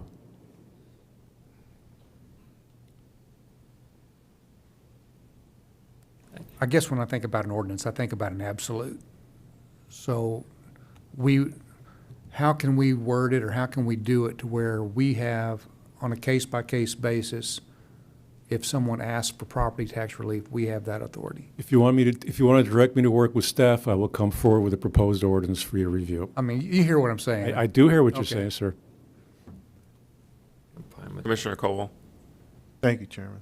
Yeah, I kind of agree with Commissioner McDaniel. I think, especially in my district, if you look at the western portion of Davis Boulevard, we have some older commercial properties that have been there for years and years, and some older strip malls that are in a little bit of blight, unrented. There may be some people out there, especially if they get the option to get a break on some of this taxes and take a chance, take a bite of that apple to build something in there. And And I think that's the way we've been moving, this board kind of been moving in that direction. If we have an opportunity to get some affordable workforce type housing, especially close in to where the jobs are, and it cuts down on traffic, using public transportation, that, you know, these are things that I think we ourselves were already sent up to get approval. So I don't have a problem with us, you know, looking at diving in a lot deeper. And on the lines of what Commissioner Hall is saying, I think, you know, the ordinance could just purely be the proper verbiage, you know, or a request for something, or, you know, in the ordinance is only viewed when there's a request done and the ordinance being enacted. You know, that way it's not a blanket, you know, cover ordinance to any developer regardless. It'd have to be specific and ask. You know, I don't know if there's a language we can delve into with the staff and yourself that may be something that you could put in ordinance form that we use. I will put an ordinance based on your direction to me. And I'm hearing what you're saying, but right now I've only heard 2 people interested in that ordinance. 3. Then we'll come forward with one. Do you need a motion or anything? No, I mean, that's fine. I'll work with staff and come back with a proposed ordinance. Let me just reiterate then, and when you come back, we talked about ad valorem taxes as a possibility, and I understand Commissioner Hall wanting to have flexibility, and I agree with that. There may be other things in that multiple 100-page bill that gives us some ability to, again, send that message that we're serious about affordable housing. And so if there are other things that we can consider, that certainly is one of them. But I'd like to know if there's other things in there that might benefit that effort. And you can always cut down on what we give you. So we'll be expansive in the ordinance. And if I can, Mr. Chair, I'll hit my button. Go ahead. Okay. I just, and I have no issue or concern about having this reviewed by the Affordable Housing Committee. There's a lot of really bright people over there that may have a better mousetrap, or an addition to the mousetrap. So having the ordinance reviewed by them before it comes back to us, I think is a good idea. We will do that. Okay. Any other questions? No. You don't need a motion on this?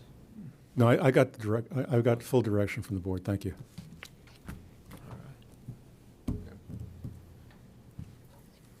County Manager, what else do we have left? I mean, Commissioners, that brings us to Staff and Commission General Communications. 15A is public comments on general topics not on the current or future agenda by individuals not already heard during previous public comments in this meeting. We have none. okay. Let's keep pressing. We don't, you know, normally we would take a lunch break here, but we're at the end, so. We're at the very end. Yep.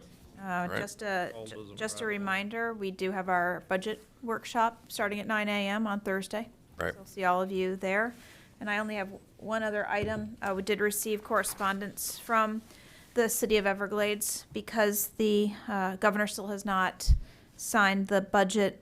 They are looking for a little assistance from the county in support of the appropriation for the EOC fire station, EMS station down in Everglades City. So they had just asked anything that we could do, put in a good word for that item remaining in the budget, that they're looking for that assistance. So we can have Mr. Mullins write up a letter for the chairman's signature just in support, because of course it's a very important project for us. We have had a lot of difficulties down in Everglades after Hurricane Irma and after Hurricane Ian due to the flooding in the fire station and our EMS folks being displaced.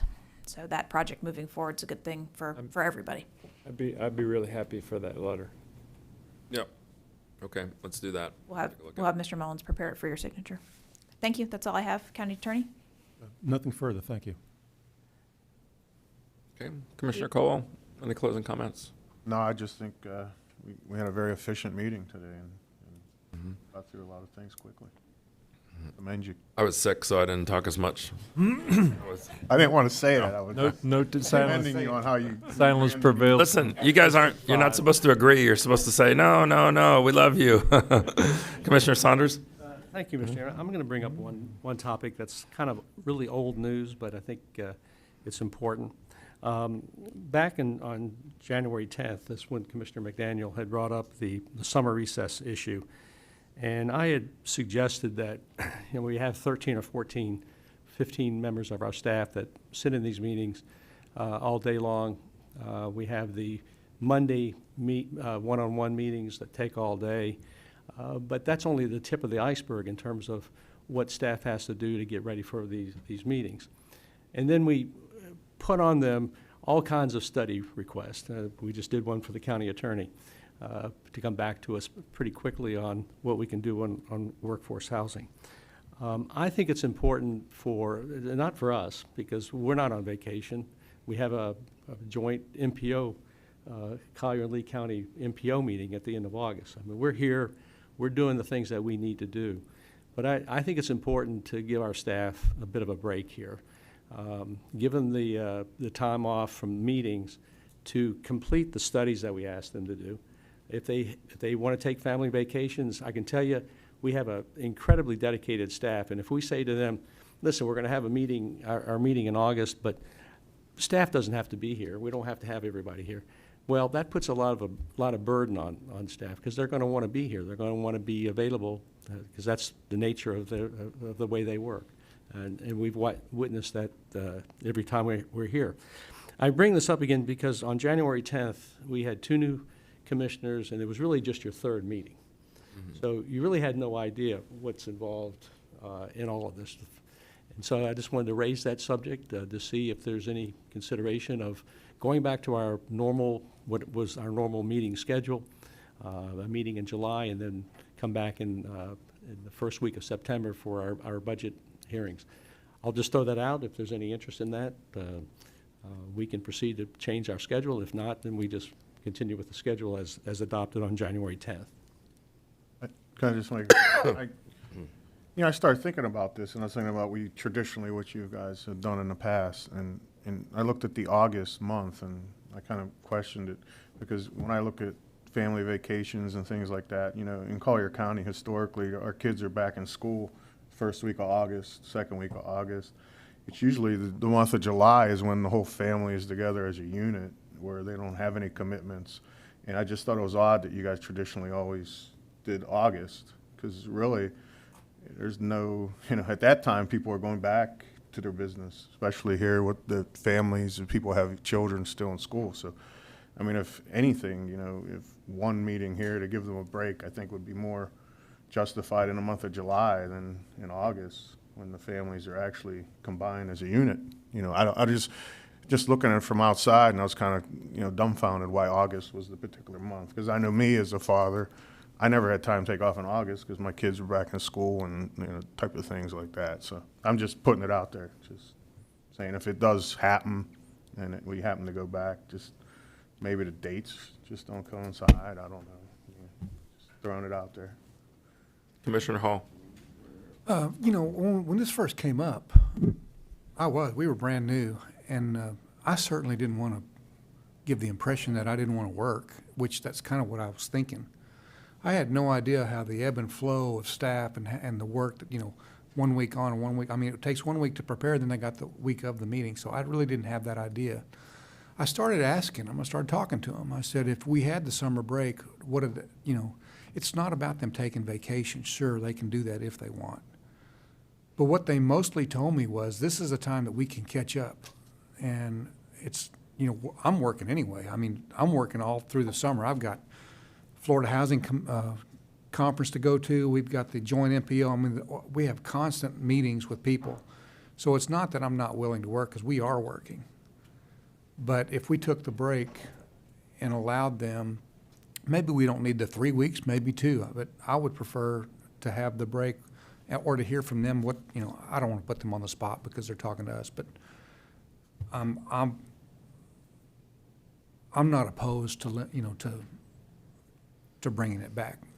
I certainly didn't know in January that if we had the summer break, I felt like it was me just taking off, like I wasn't willing to work, but that's not the case at all. It's more about them having the chance to catch up, having them the chance to reset, and, budget's coming in September when it gets real hot and heavy, and that process has already begun. So I'm not opposed to bringing it back. Commissioner McDaniel? You can certainly do anything you want. Let me repeat what I said before, the rationale behind it. It certainly is no slant on our staff whatsoever. Our staff's very busy all of the time. We're all very busy all of the time.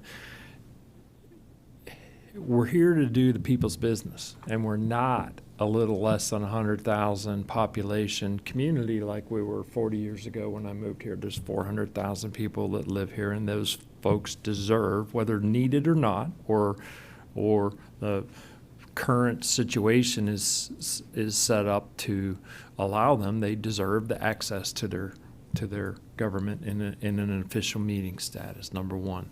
Number two, my suggestion would be leave it alone for what we have this year. Basically treat it as a pilot program. If we go through this summer and work through the summer and we find it to be a waste of our time or our staff's time, we'll make an adjustment in the spring of next year. My proposition in those 3 extra meetings that are slated for this summer are to dive into the budget that's coming upon us. You haven't been through that budget process. We're going to get another force feed with the fire. Have you read your budget book yet? The summary. Yeah.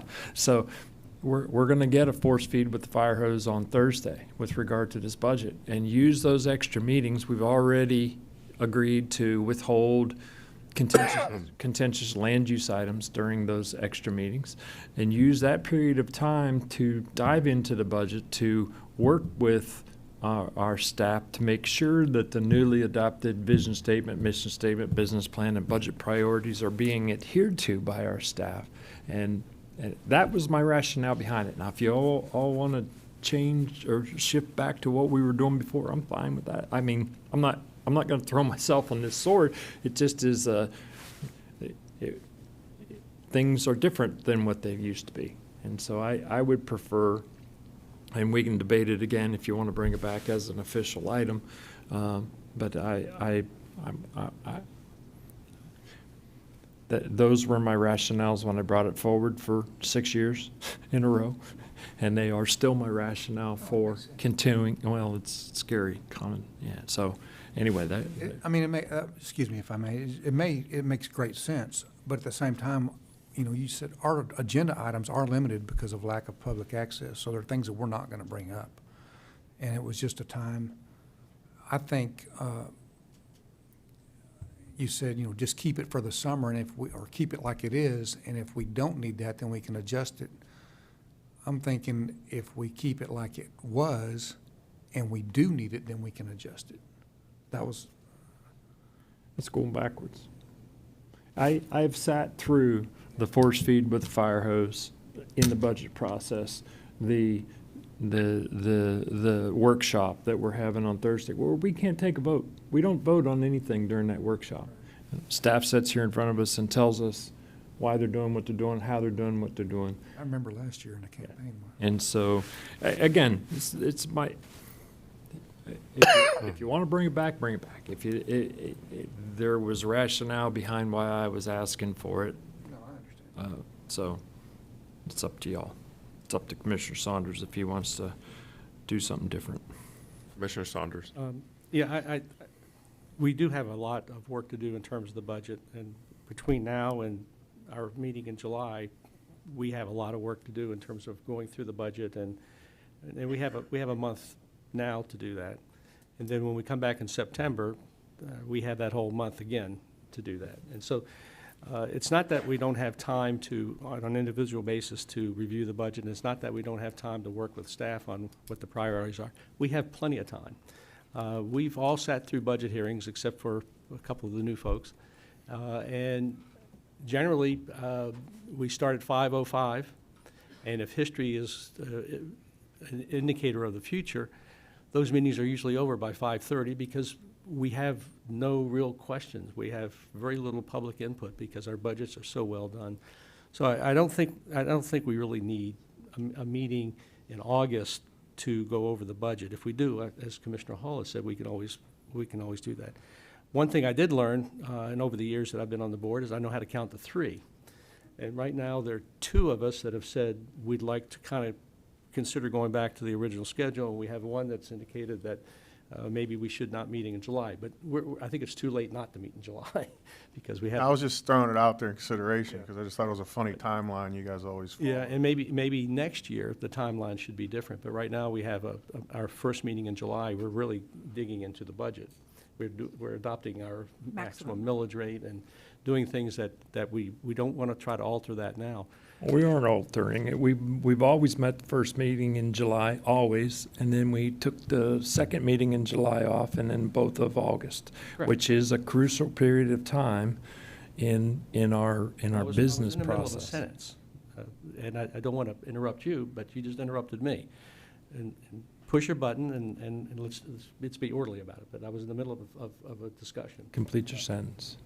Forgive me for interrupting you. Mr. McDaniel, I will proceed.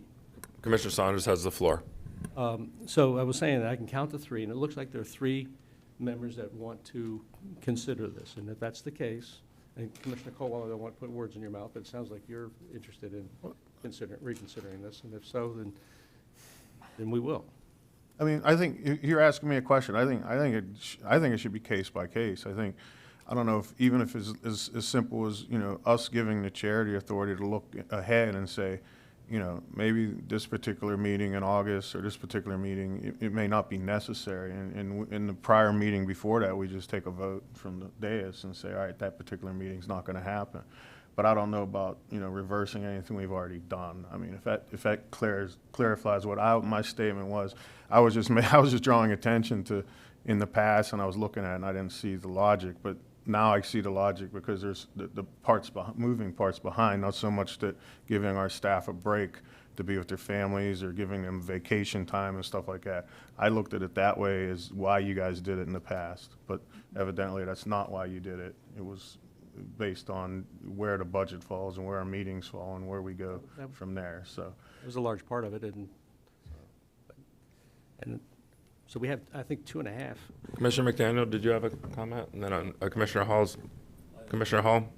I was just going to reiterate, really, my thoughts were, it wasn't about staff being able to take vacation, which they can.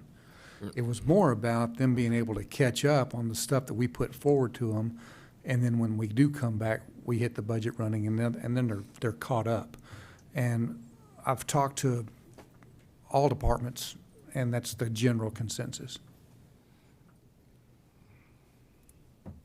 Commissioner McDaniel. And again, if you want to bring it back, bring it back. We'll certainly have the discussion. I just want to reiterate that we're here to do the people's business.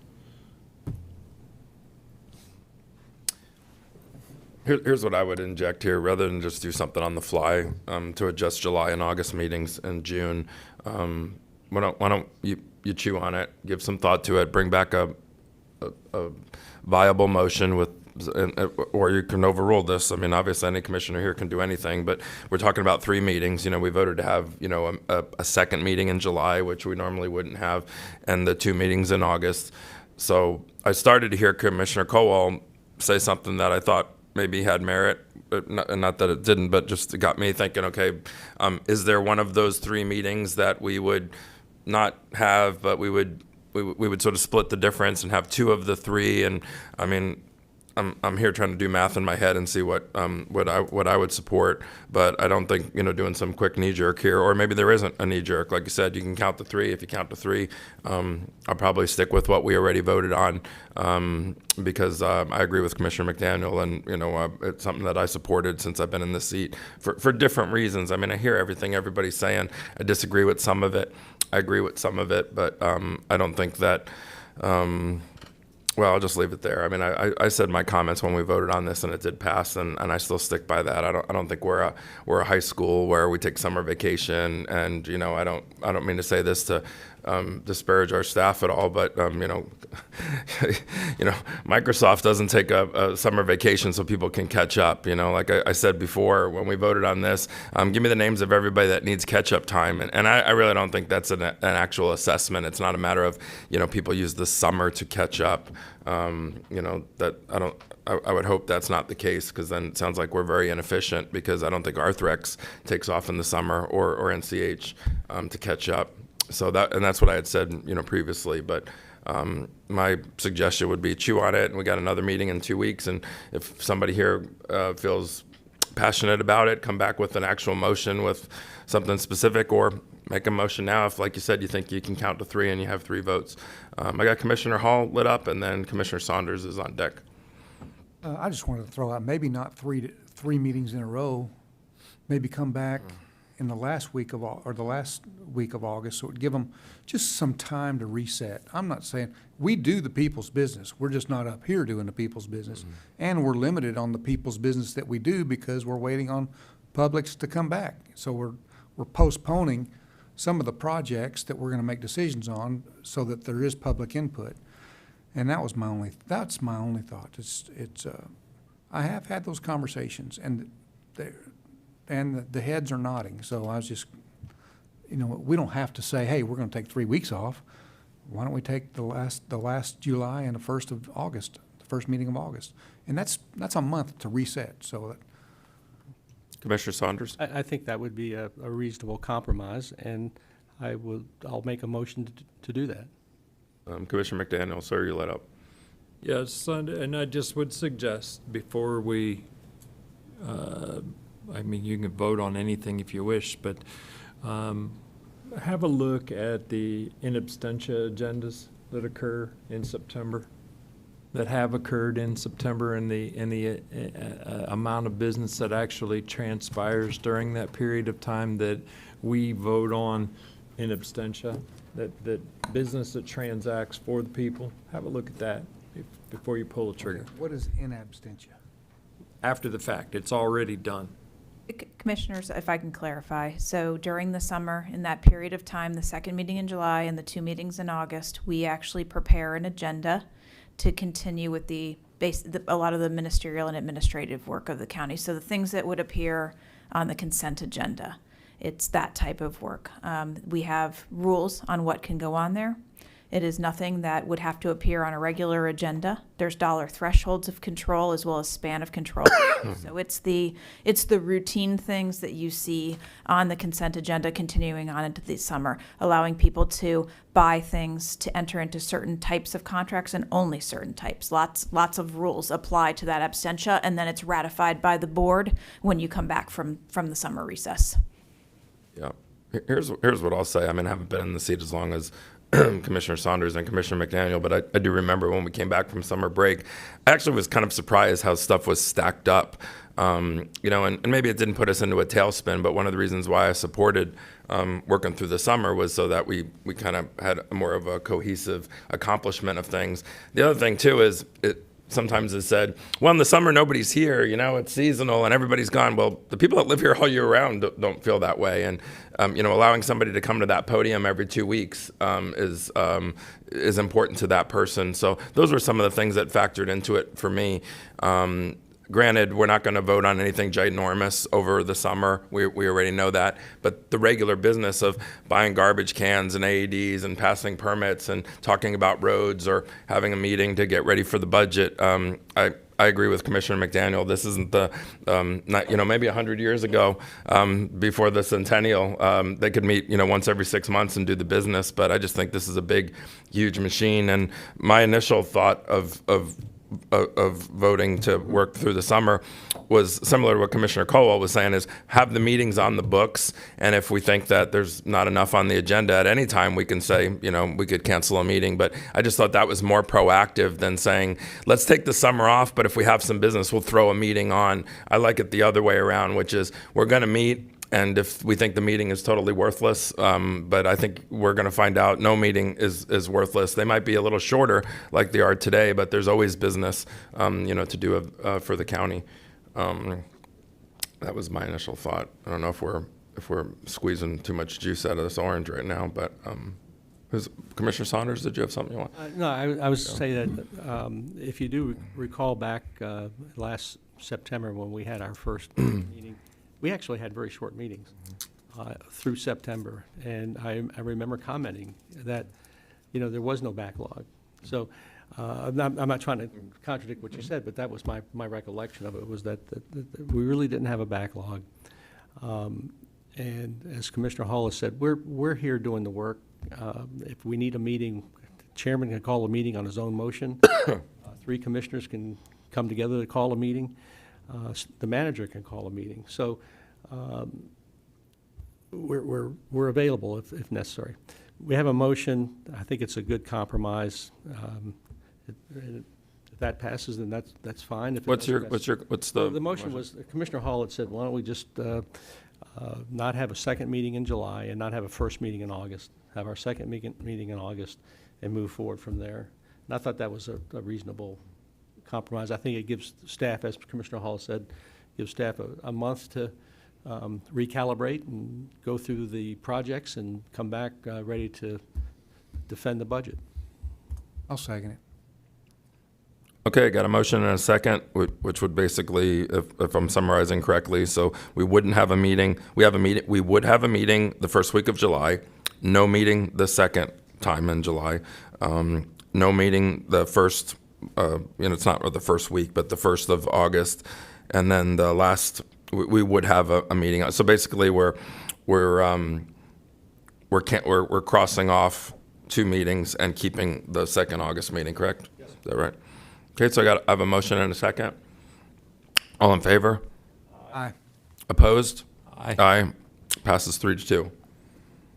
No, it didn't. You better Do you need it? You better recount. Okay, maybe well, first of all, it doesn't need to be 4 votes, it only needs to be 3, right? Okay, so, I voted with you too. okay, so the motion was to amend what we voted on in January, made by Commissioner Saunders, seconded by Commissioner Hall. Then I said all in favor. I guess I misheard. I thought Commissioner Caldwell said aye. So I have an aye from Commissioner Saunders, who made the motion, an aye from Commissioner Hall, who seconded it. And then, The motion failed. okay, and then I said opposed. Commissioner McDaniel opposed, correct? Yes. I oppose, and Commissioner Caldwell, I guess that's where I didn't. Okay, so then it fails 3-2. My apologies.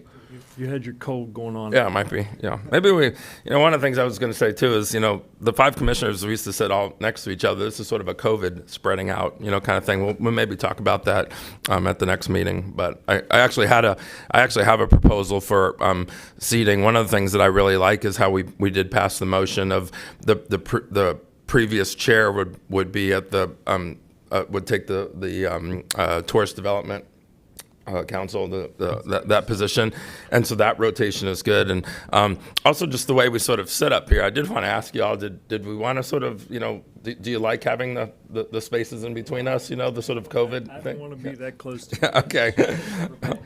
And I'll present it at another meeting, but I think sort of the way that we sit up here is something that, allows people to sort of, one of the things that has been very helpful to me is having the former chair sit right next to me. And so next year when Commissioner Hall is sitting here, being surrounded by somebody that sort of just done it is helpful. So I don't know. I talked with the county manager about how every year we could make some adjustments here so everyone sort of gets a chance to sort of slide this way and that way, and then the person that's also sitting here is surrounded by folks that have just sort of done it, because it's very helpful. But that's for another day. Any other comments, gentlemen? I have one last thing. Called on me. We got Commissioner McDaniel. well. And do you have anything for the? Nothing at all, no. Okay. Okay. See how helpful it is having a. Yes, Go ahead. Commissioner Saunders nominated me to be in charge of agreements with the city of Naples on parking and interlocal agreements and such, and since I'm already having trouble with it. Boy, that was irresponsible. And we're behind on those things. I just wanted to ask for a quick update as to, I know we talked a little bit about it yesterday, both on the parking and the interlocal agreements, so could I get a brief update? And you don't have to be specific, just how, I haven't been called to a meeting yet. No, and you won't be for a little bit. Okay. Good afternoon, Commissioners. Dan Rodriguez, your Deputy County Manager. We've actually had our third meeting. That was about 2 weeks ago with the City Manager and his Chief Financial Officer, as well as Ed Finn, myself, and the County Manager, as well as our Budget Director. We've had good exchange. We're getting into the details of their budget as it reflects their expenses associated with their beach access. And we're getting the details. Basically, we need to do an extension at their request so that we can get our numbers a little closer and to meet our expectations, your expectations. What they provided, they didn't give us detail on the actual expense share and what the county's allocation is and why the county would take the full burden of all expenses associated with the beach accesses and whatnot, and as well as utilizing other opportunities, potentially with the TDC, for capital improvements to their 46 beach access points. So we're having very good conversations, very good discussions, some details coming out. We have a little bit more work to do. Okay. And the interlocal agreements, I heard there was north of 20. There are a lot of interlocal agreements besides the beach parking. Are we moving through those at all? I believe we're still in the process of making sure we even have all of them, but yes. And there are a number of them that will need to be addressed. We have an impact fee interlocal that comes to mind immediately. Very good. And in regard to the seating, I enjoy the space that we currently have. And if we do anything, I would give consideration to a rearrangement and a little more of a steeper U of the dais, because I like, when we're talking, I like to look at the people that I'm talking to, and it makes it difficult when we're almost in a straight line and you lean forward and I can't see what he's thinking, which he. So you want to rebuild this table or what? Commissioner Saunders doesn't like me to see what he's thinking, but it helps for me to be able to see the reaction and what's going on. Yes. It only makes it worse. And like I said, I'll talk at a future meeting just about a proposal I wanted to make about, every 12 months, how we would sort of arrange here to help the chair, and then also to sort of just, give sort of a fresh look here over here, but that's for another day. My last, are you done, sir? I'm done. Mr. Rodriguez, what's going on with the fireworks? So do we have a final decision on that yet? As of yet, no. The inspection with the fire inspector at the, well, let me back up here for a minute. There are two options.